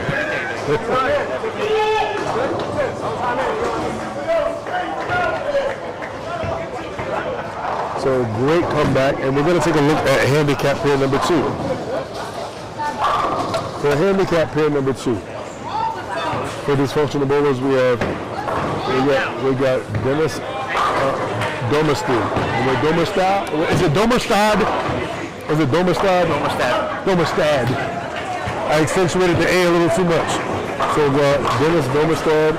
We got Rudolph Parker III, Rudy P. And former cruiserweight champion himself, also in his own right, just like one Raul Renteria, Mr. Brian Andrews. For the Arsenal, we have Audrey Snell Gavron. Let me say Audrey Gavron. We have Robert Mockenhop, and we have Robert Bowen. So we got one Audrey and 2 Robs. It was a very close contest. They being the Arsenal did get game number 1. Game number 2 is looking like it's going to be the Arsenal as well in game number 2.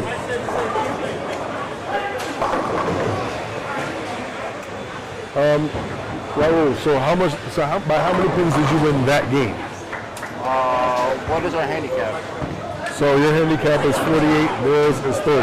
So we get 18, so I think we won by like around 80 pins scratch, so almost 100, I think. Okay, so you may have actually taken back the 100 that you lost. So you pretty much got it back to even on the handicap pair number 1. Okay.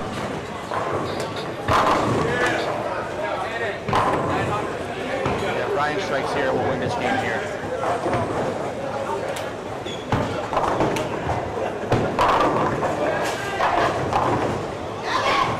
Oh, so you guys got game number 1 before over there? They tied game 1 here. Oh, it was a tie. 23 pins here. Oh, so it was a tie. So right now Brian has to strike. Brian strikes here, will win. Okay. Oh, because they didn't factor in the handicap up there. Okay.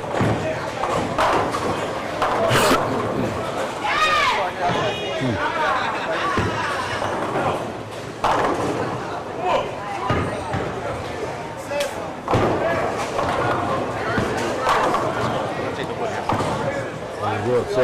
the goal right now is to acquire the wood on both handicap pair number 1 and handicap pair number 2 to offset whatever is happening on the scratch pair. And quite frankly, what's happening is Arsenal is striking a lot.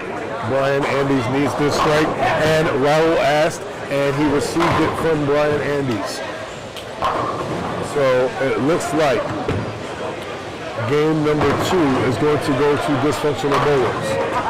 There was a miscount on game number 1. Being that the handicap was not factored in the machine, it was a misread. It was an actual tie in game number 1 on handicap pair number 2. It is going to be a win in game number 2 for handicap pair number 2 for Dysfunctional. Dysfunctional, they are not going to walk out of here with 0. If they put enough work, they could walk out some kind of way with either 14 or 16. The goal is to take what they can take before they leave. He pitched that one inside. He actually got the hit he needed, so they still got the win. Hey, you got the ones you needed. What? You got the ones you needed. Yeah. Make sure I hit the head to the mountain. I don't care. So my math is right. It's actually 6-6 right now, right? Because Scratch is up.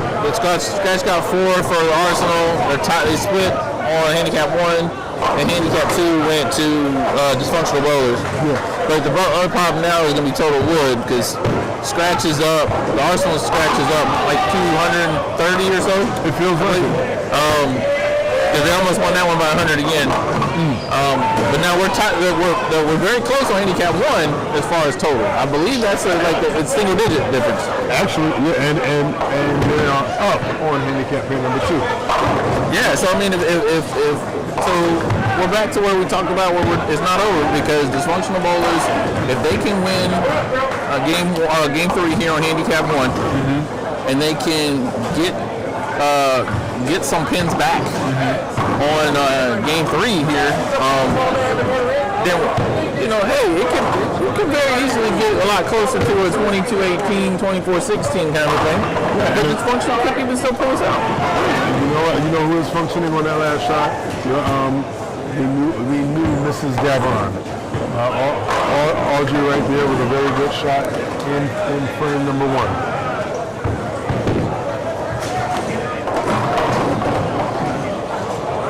Her name's always going to be Snell for me because it's like once I learn somebody's stuff, and just know who they are, put a face to the name, all that kind of stuff like I did at Mega Bowl, and then it was like 8 minutes later they got married, and now it's like, damn, well I just did so it's going to be a while. You're going to have to give me some time before I can get the last name and stuff right. Yeah. And it's not no disrespect, nobody. I feel you. And you know what? They did a good job when they got on Mega Bowl and destroyed my champs and the Central champs too. Shout out to all champs across all regions. And you know what? Speaking of taking a while, it might take Dennis a while to understand why every single team seemingly work together to make sure that the 7 pins stood up on that shot. Oh yeah. A lot of cock blocking going on them pins. Oh, for real. Yeah. And chicken came home to roost on that 7 pin attempt.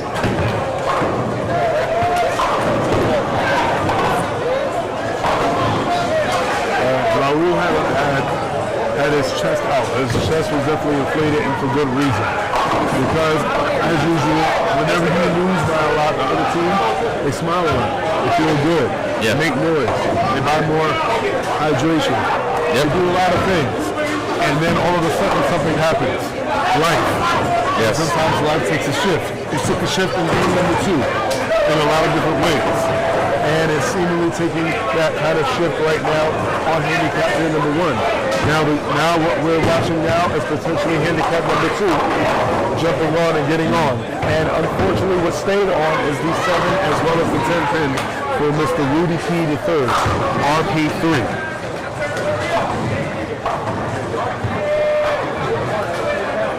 That ball labored within the oil. He lobbed over the front. It rotated. It did not snap. It tickled, and the joke was not received by the 7 as well as the 10 pin. Anyway, I'm holding on 258, 222. I'm holding shit. What I'm on? 23 actually. No, 22? 22. He couldn't strike.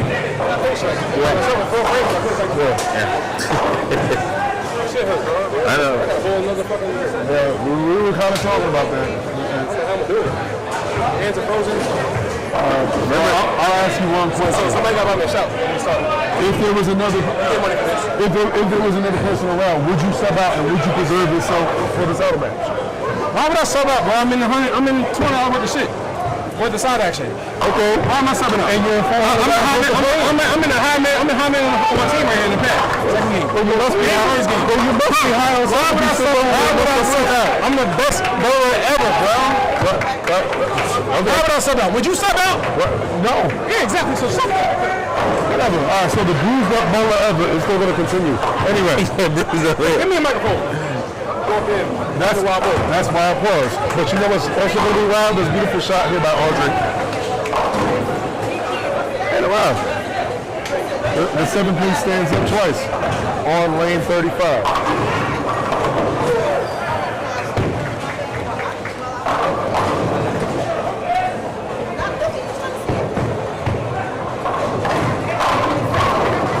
And very good shot and very good adjustment over there, right there by Didi himself, by Dennis Domestad. Ball gets up the lane, no problem on the 7-pin. Audrey mentioned to me before that I better say something nice about her, even though she's maybe having some kind of a struggle. Well, good bowlers have struggles sometimes, but good bowlers never let the struggles really get to them because they're always going to be good. And that shot was definitely way better than the last frame for Rudy P3.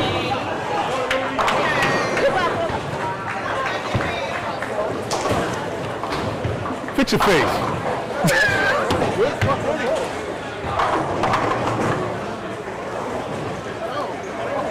I don't fucking plan on doing that today either.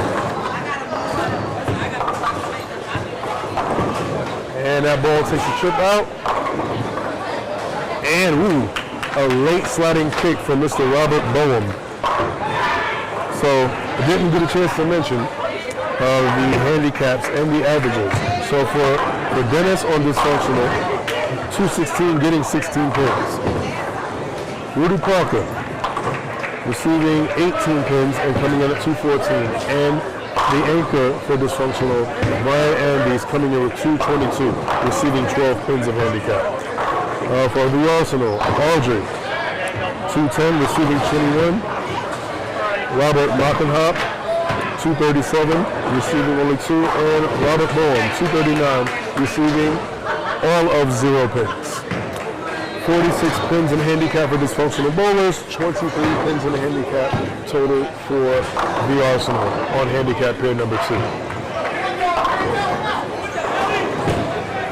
Boehm getting the ball out very early and leaving a 7 count, leaving the 3-6-9, and it was not damn near fine.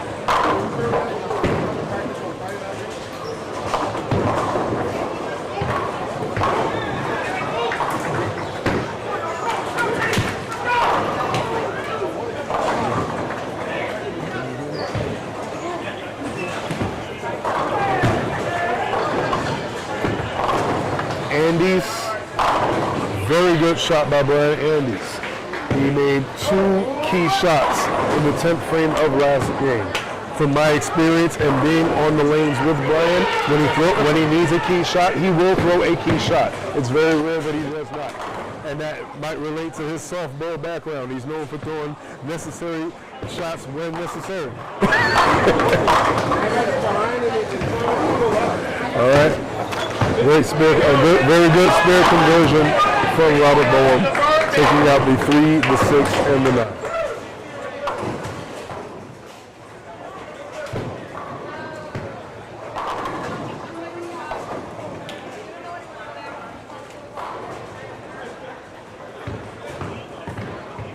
Ball takes a trip outside, and going with a very keep it simple strategy. He's going with a ball that obviously will not read the lanes aggressively, but he's playing an aggressive line. He's trying to find a way to negotiate the pocket where he can do what Audrey just did. And her fans are obviously happy with that one.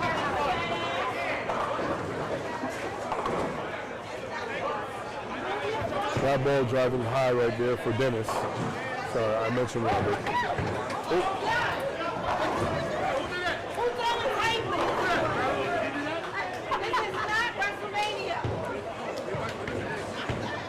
A lot of things. I'm going to be good today.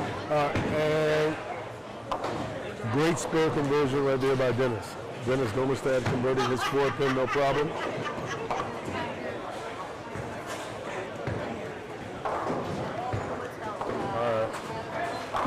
Rudy was not very happy with that 7-10 lead he left the last time he was on this pair.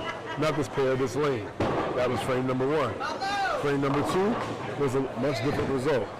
Let's see what happens frame number 3.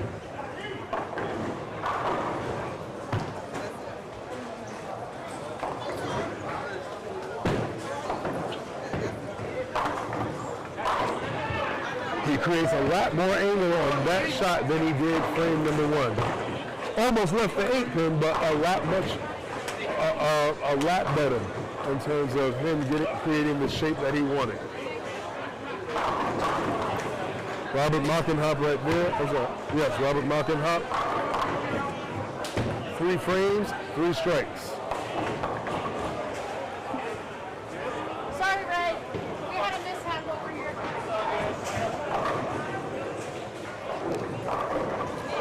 Right, and is looking very comfortable, especially after the finish of game number 2. Let's see if he can continue.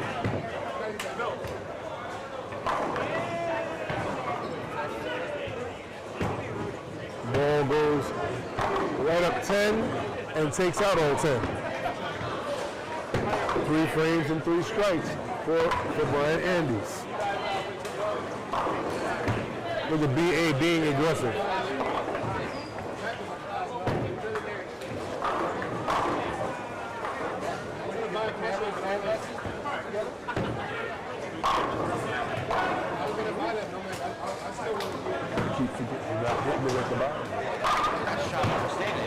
Like a spare ball, didn't even move it in. I got to my spot and everything where I wanted to be. That's why you ball down. It's a hit. You know why you ball it down.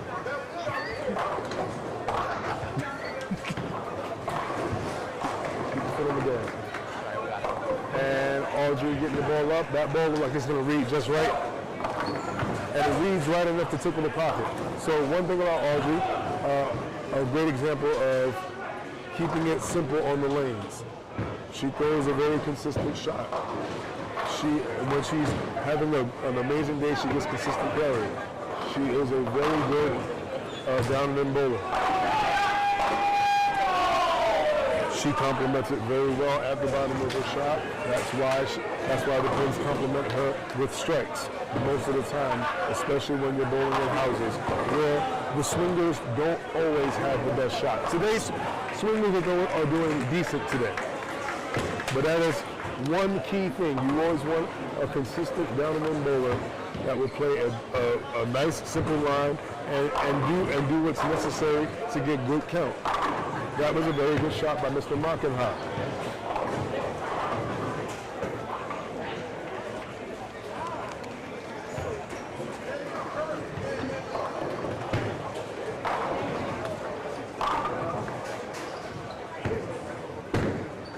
Good shot. Very good. Great adjustment off of frame number 1 for Rudy P. RP3. RP3.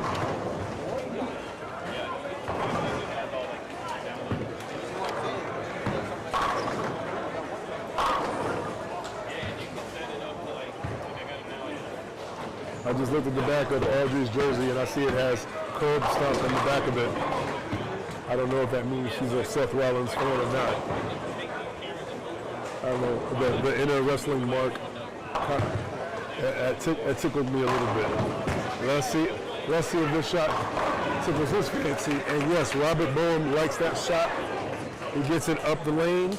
Beautiful shot, taking out all 10 pins. Last one, he took a trip outside very early. The one thing about playing the line that not only Audrey and for Robert Bowen, when you're playing that line, you have to pretty much be exact. The difference between Audrey's shot is not as aggressive at the bottom, but she does enough to get to the pocket, which is why she creates relatively decent carry. For Robert, if he attacks it too aggressive and misses his target, things like that can happen. Case in point, leaving the 4-6 did Mr. Brian Andes on lane number 36.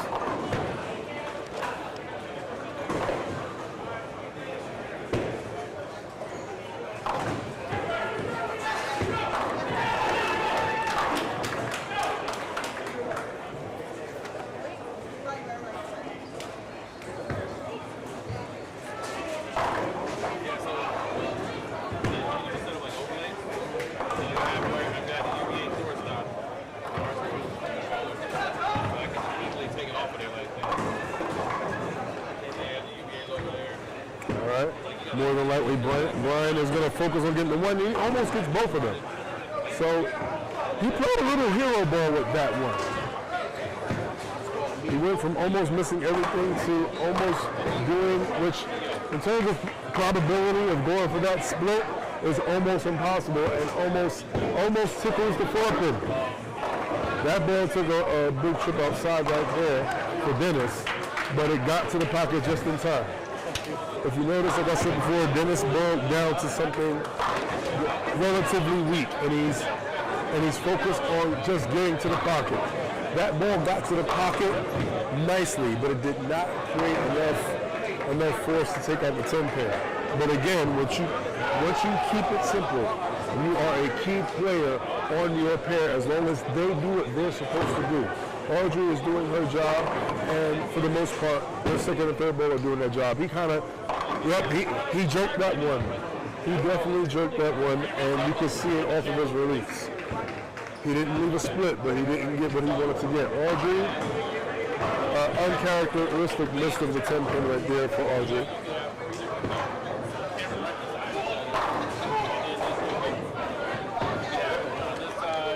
So Audrey with an open frame. Rudy with an open frame, and Brian Andes with an open frame. So we have 3 bowlers with open frames so far.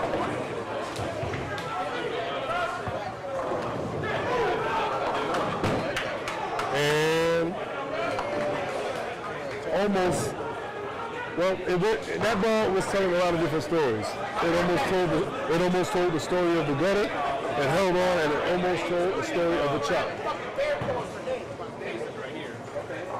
Mercifully, the final part of that story was a spare. And it seems like there's a spare in the future of Robert Mockenhop.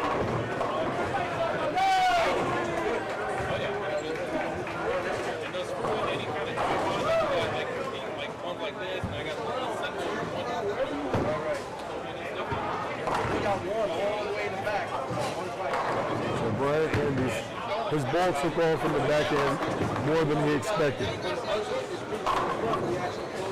He almost leaves a 7-9 off of what I consider to be a really, really good hit. 7 falls and 9 stands.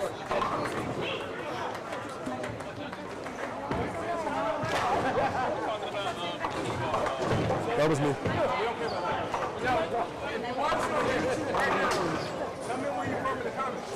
All right. Spare conversion right there. No problem for Mr. Mockenhop. Robert Bowen looking to continue his potential 280. Robert Mockenhop has potential 279. A lot of great potential scores on the side of the Arsenal. The Arsenal are handicap pair number 2. Even though not by much, they are on the downside of things.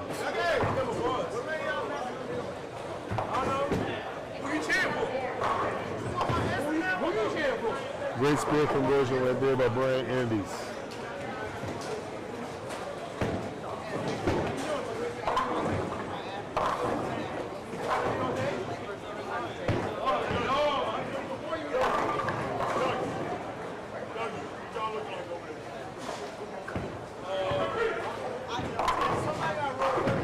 Robert Boehm he came out the ball a little early on that, and you could see with the timing of his finish and his feet. And the ball definitely got in front of his body before he would have liked it to. Fortunately for him, it was not a split. He leaves the 6'10", and thankfully the 7 is not along with that.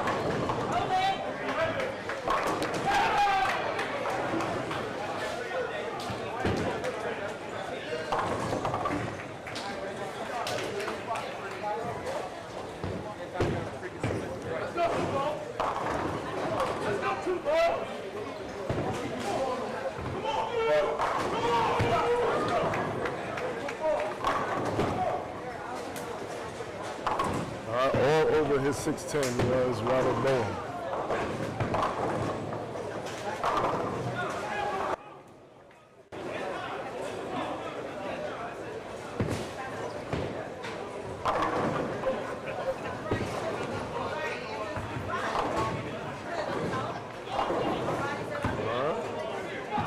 Audrey, what looks to be a much better shot, but she missed a hair inside, and that ball kind of sailed in the oil a little bit, leaving the 2-4-5.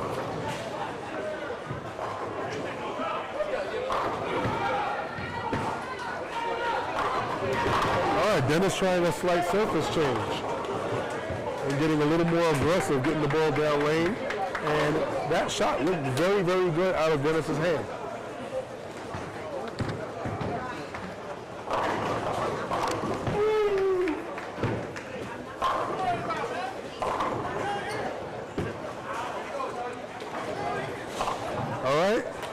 Audrey didn't like it, but she still converted the spare. So it didn't run away from her, but it didn't chop.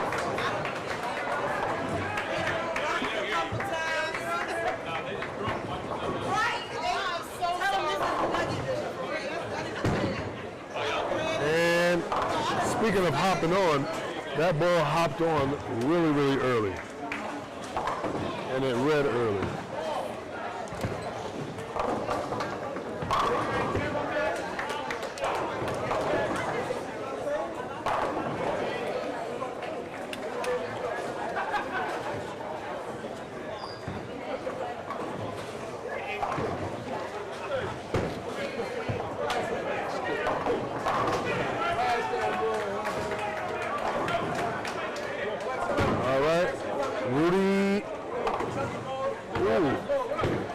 Rudy with the chop. All right, so it didn't chop before, but it chopped that time.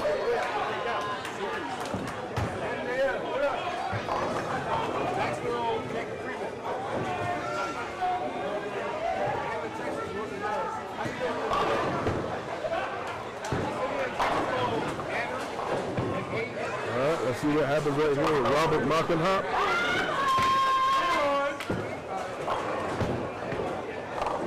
That ball barely makes it back, but it gets a lot of weight, in my opinion, leaving the 2-8.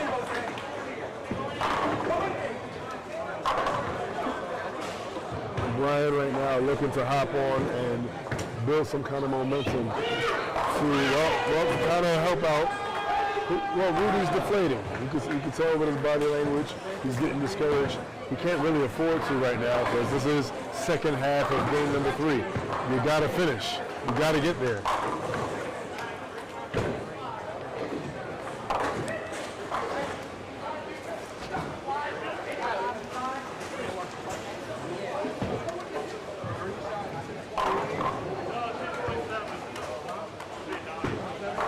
That ball looks good getting up the lane, and it finishes very well. So before he almost left the 7-9, he pretty much hit almost identical to the last shot, and he gets a lot better result than the last one.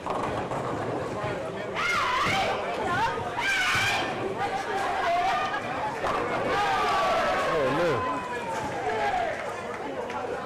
Speaking of crows, we're eating a lot of crow right now.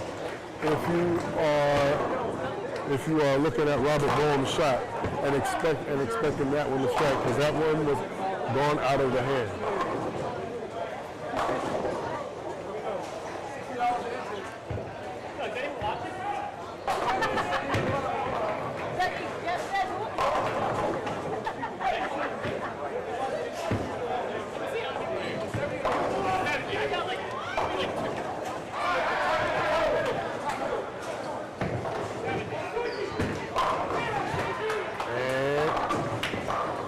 So getting the two rather than playing hero ball.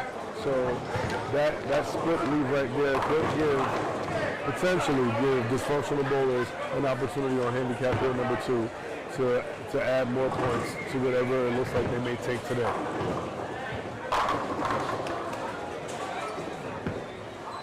Audrey getting the ball up and tickle in the pocket, getting a little mixy over there. Dennis Domerstar definitely made a surface change. He made a surface change, and it seems like he liked it. Let's see if he continues to like every single shot that he throws. And he's keeping the same surface he had before on that lane. So he noticed something that he liked. Unfortunately, the carrier is not going all of Dysfunctional's way. The carrier is really going the way of the Arsenal. And that's what third game is looking like.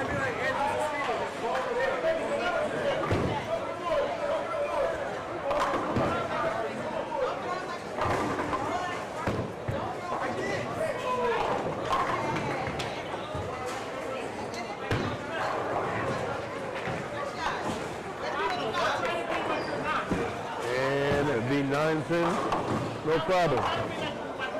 All right. That should have been 4 in a row. Unfortunately, it was not. But he's still keeping his foot on the gas. It was a very good shot. Unfortunately, the 9 pin, it didn't do what Dennis wanted it to do. Let's see what happens with Mockenhop's shot. Let's see if his strike does what Dennis wanted his to do. And that was a great shot.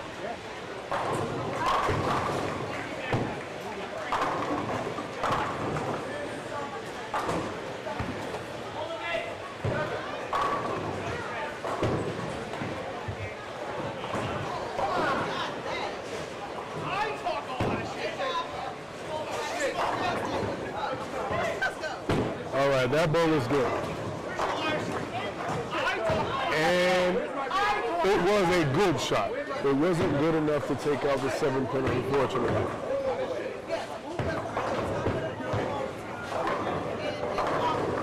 At this point, what Rudy needs to focus on is just closing as many frames as possible and focus on just get through the games. After this, you have 3 frames left. You gotta find a way to stick around. Robert Baum just kind of sensed that, and he threw that one like he wanted it. And he damn sure wanted that one.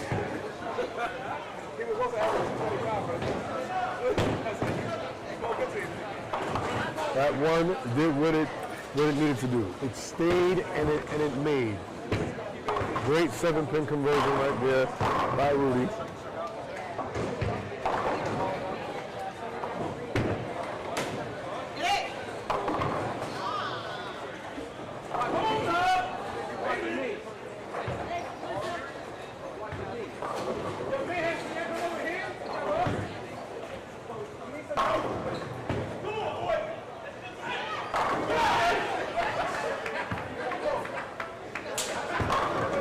Taking his time.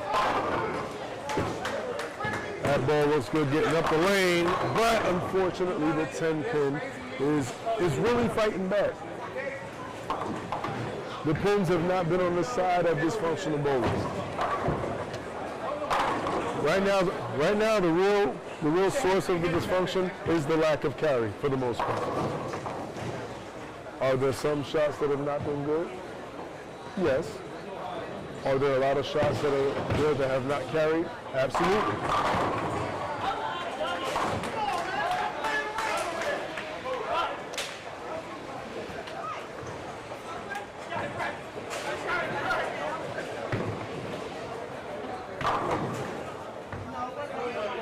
Brian setting up for his 10 pin. And that ball hangs on and it takes out the 10. Somehow, some way, pins need to fall a lot more for dysfunctional bowlers to have a shot.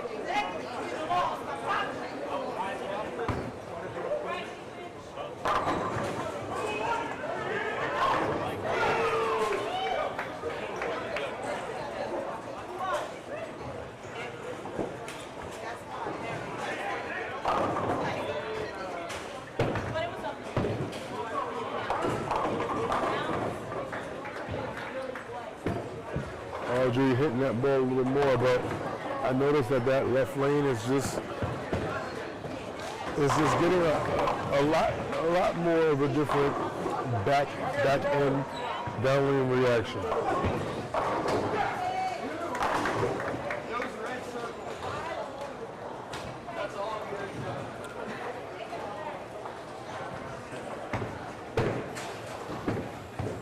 Dennis,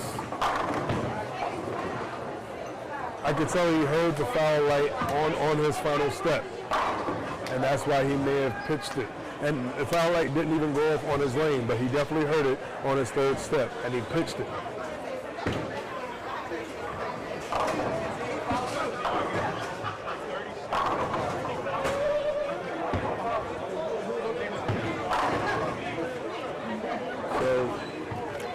The story for handicap pair number 2 is this.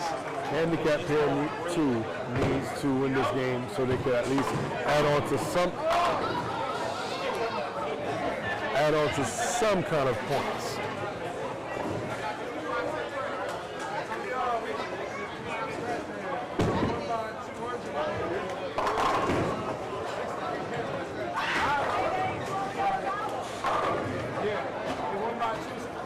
They need to do something to cover. Yeah, they have to cover, well, the sweep. There was a sweep on scratch. There was definitely a sweep on scratch by about roughly 200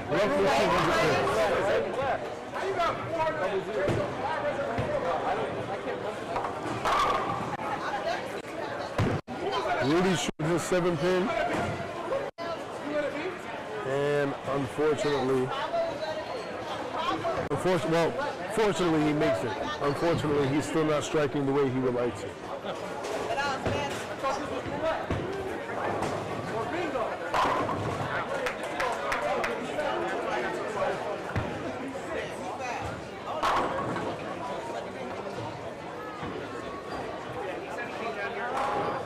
Well, here is the tail right now. The tail is Arsenal a lot on scratch, and Dysfunctional not a lot at all. But I went to my 2.0,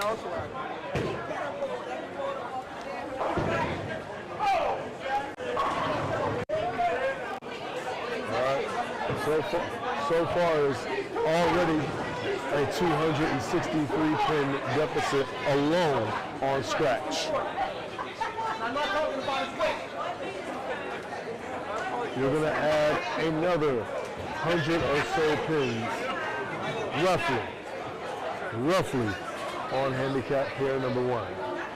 The only shining light potentially is handicap pair number 2.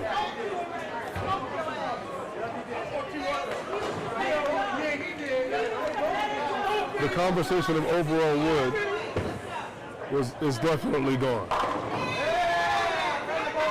It's definitely gone.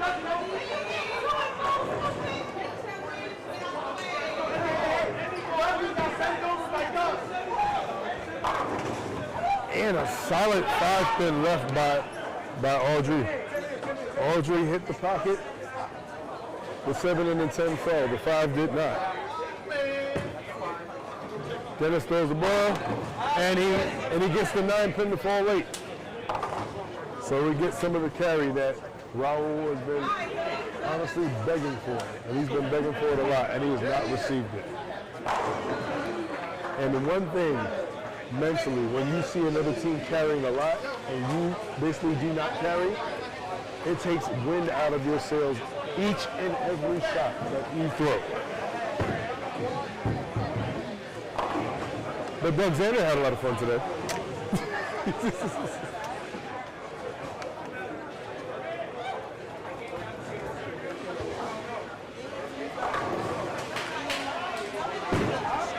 Rudy P3.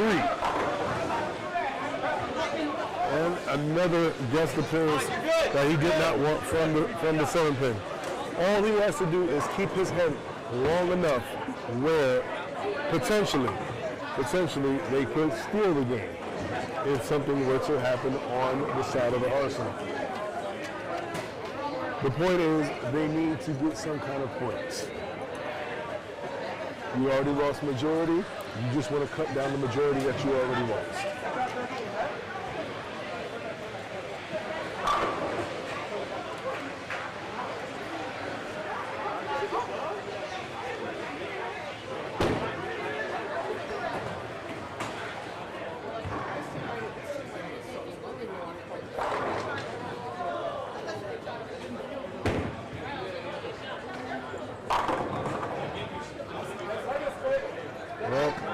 Sometimes silence speaks volumes, and I had to have a moment of silence right there for Rudy Parker's, well, his sanity right now, as well as Raul's sanity, because he has watched some shots carry that would make most people jump off of something,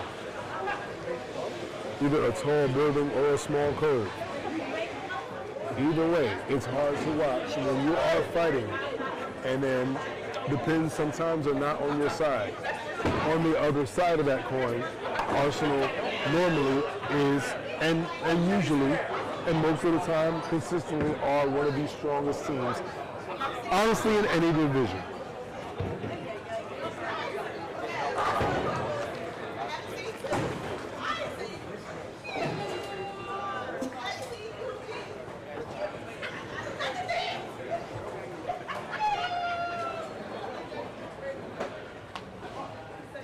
Robert Mockenhop going up in frame number 9, game number 3, and buries it and makes the pins dance.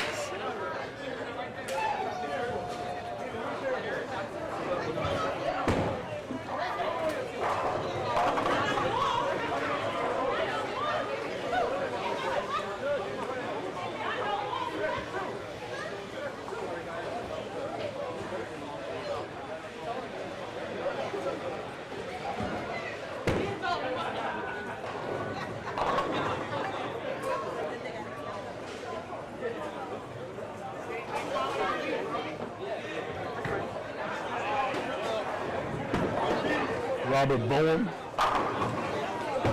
They're trying to put the icing on the cake.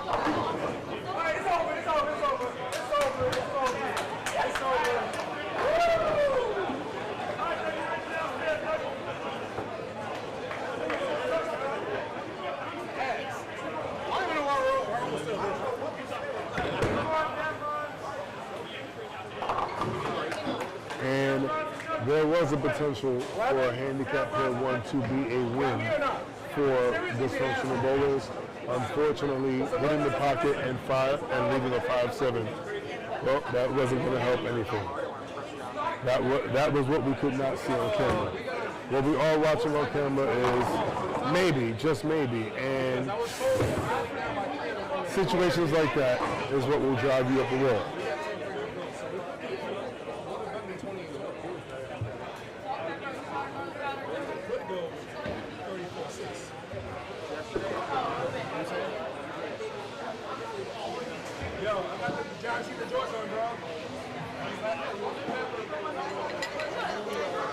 Andy's looking to convert his 7 pin, and they're trying to find a way to at least get 6 or maybe 8 points.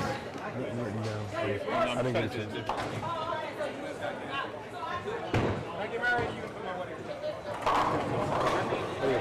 The red ball thing. Yeah, on the other side of you, staring into your eyes. Yeah, it says 8-2. 18. Overall, so yes, 28. Well, it's more than likely going to be 28-12, the way of the Arsenal.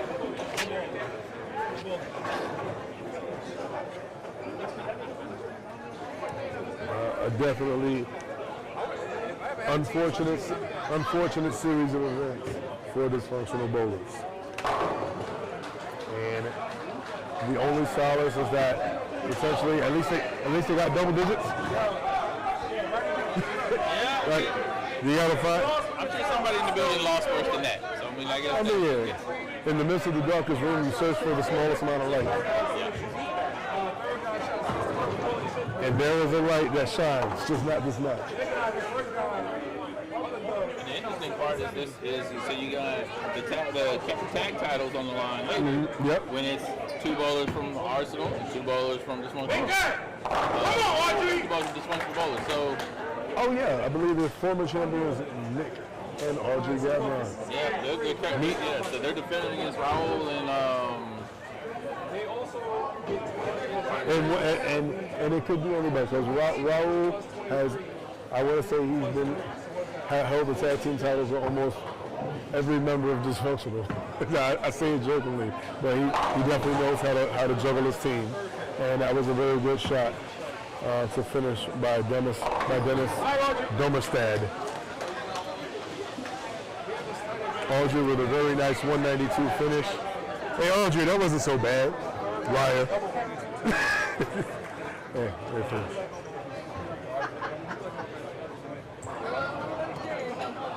Hey, with how bad I bowled, it still beat Dougie's playoff score. Dougie, did you hear me?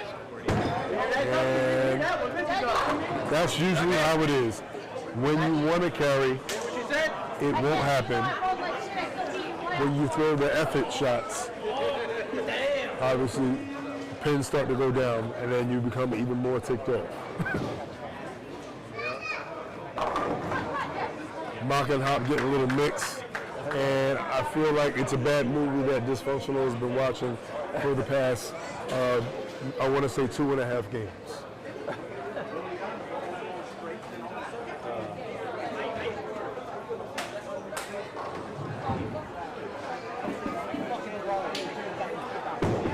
And hopefully that carries. I didn't say it was a good shot, I just said hopefully it carries, because at this point, you just want pins to fall.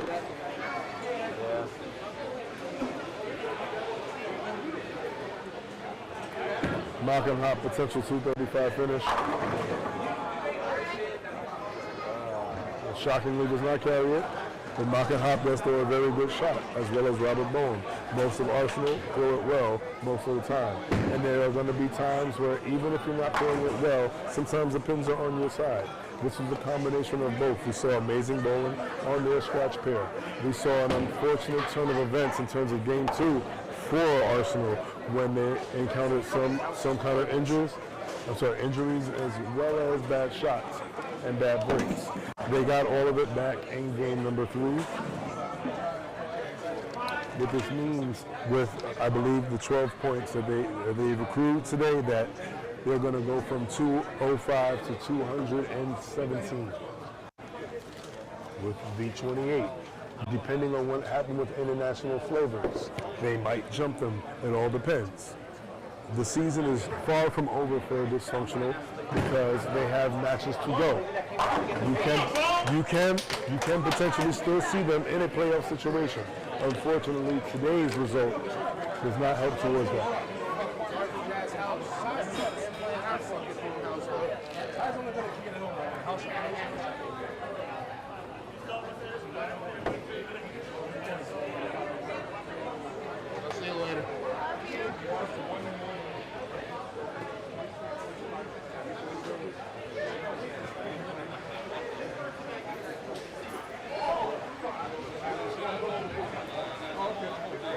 Robert Bone needs all hits to potentially lock out the game.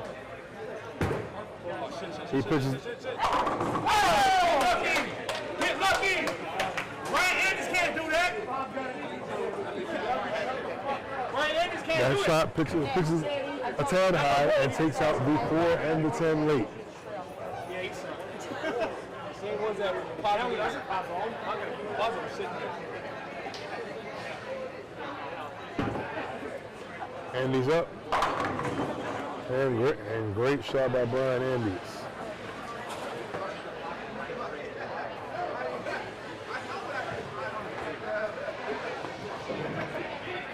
There's a 23-point difference in terms of the handicap.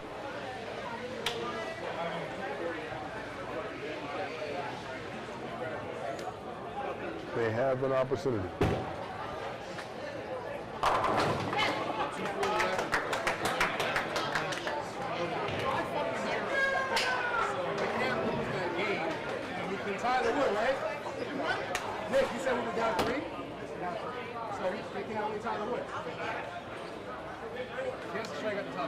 So if he strikes out, he does tie the wood. This is a big shot right here. Where Andy gets the ball up, that looks good. All right, and he's looking to strike out to potentially tie the wood on handicap pair number 2.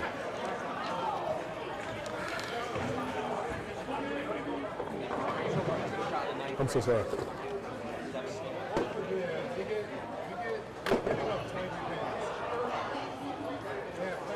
Brian Andrews needs this very last strike to tie the total wood for that pair. What's the put for the game? They get the game too? Oh yes, it's a 23-point difference in terms of handicap. For the game is out.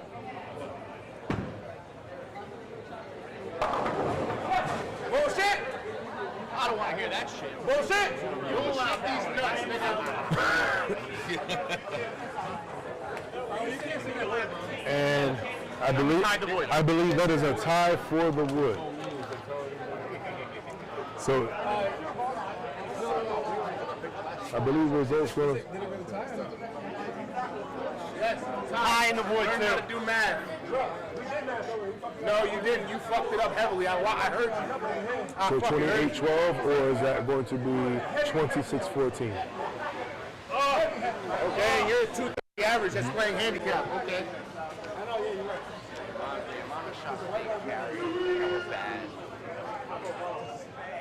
Bob shouldn't have struck the second shot. It's to the face. And how many shots did he carry? That should have struck a lot.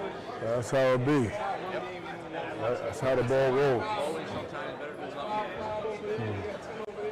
I'm sorry, potentially that's a 26-14?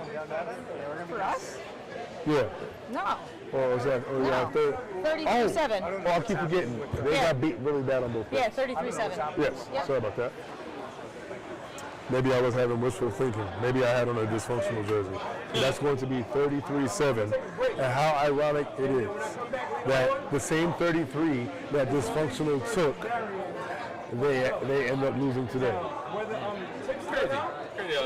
Well, you know what? Speaking of work, it was a pleasure working with Ray Gillespie. I appreciate you, man. For the second time within 2 years.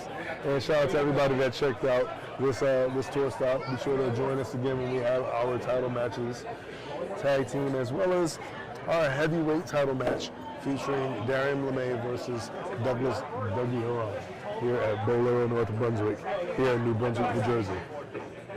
Voice of the South, Ray Gillespie. I can sing your name right. And voice of choice, Sean Matt Payson, out.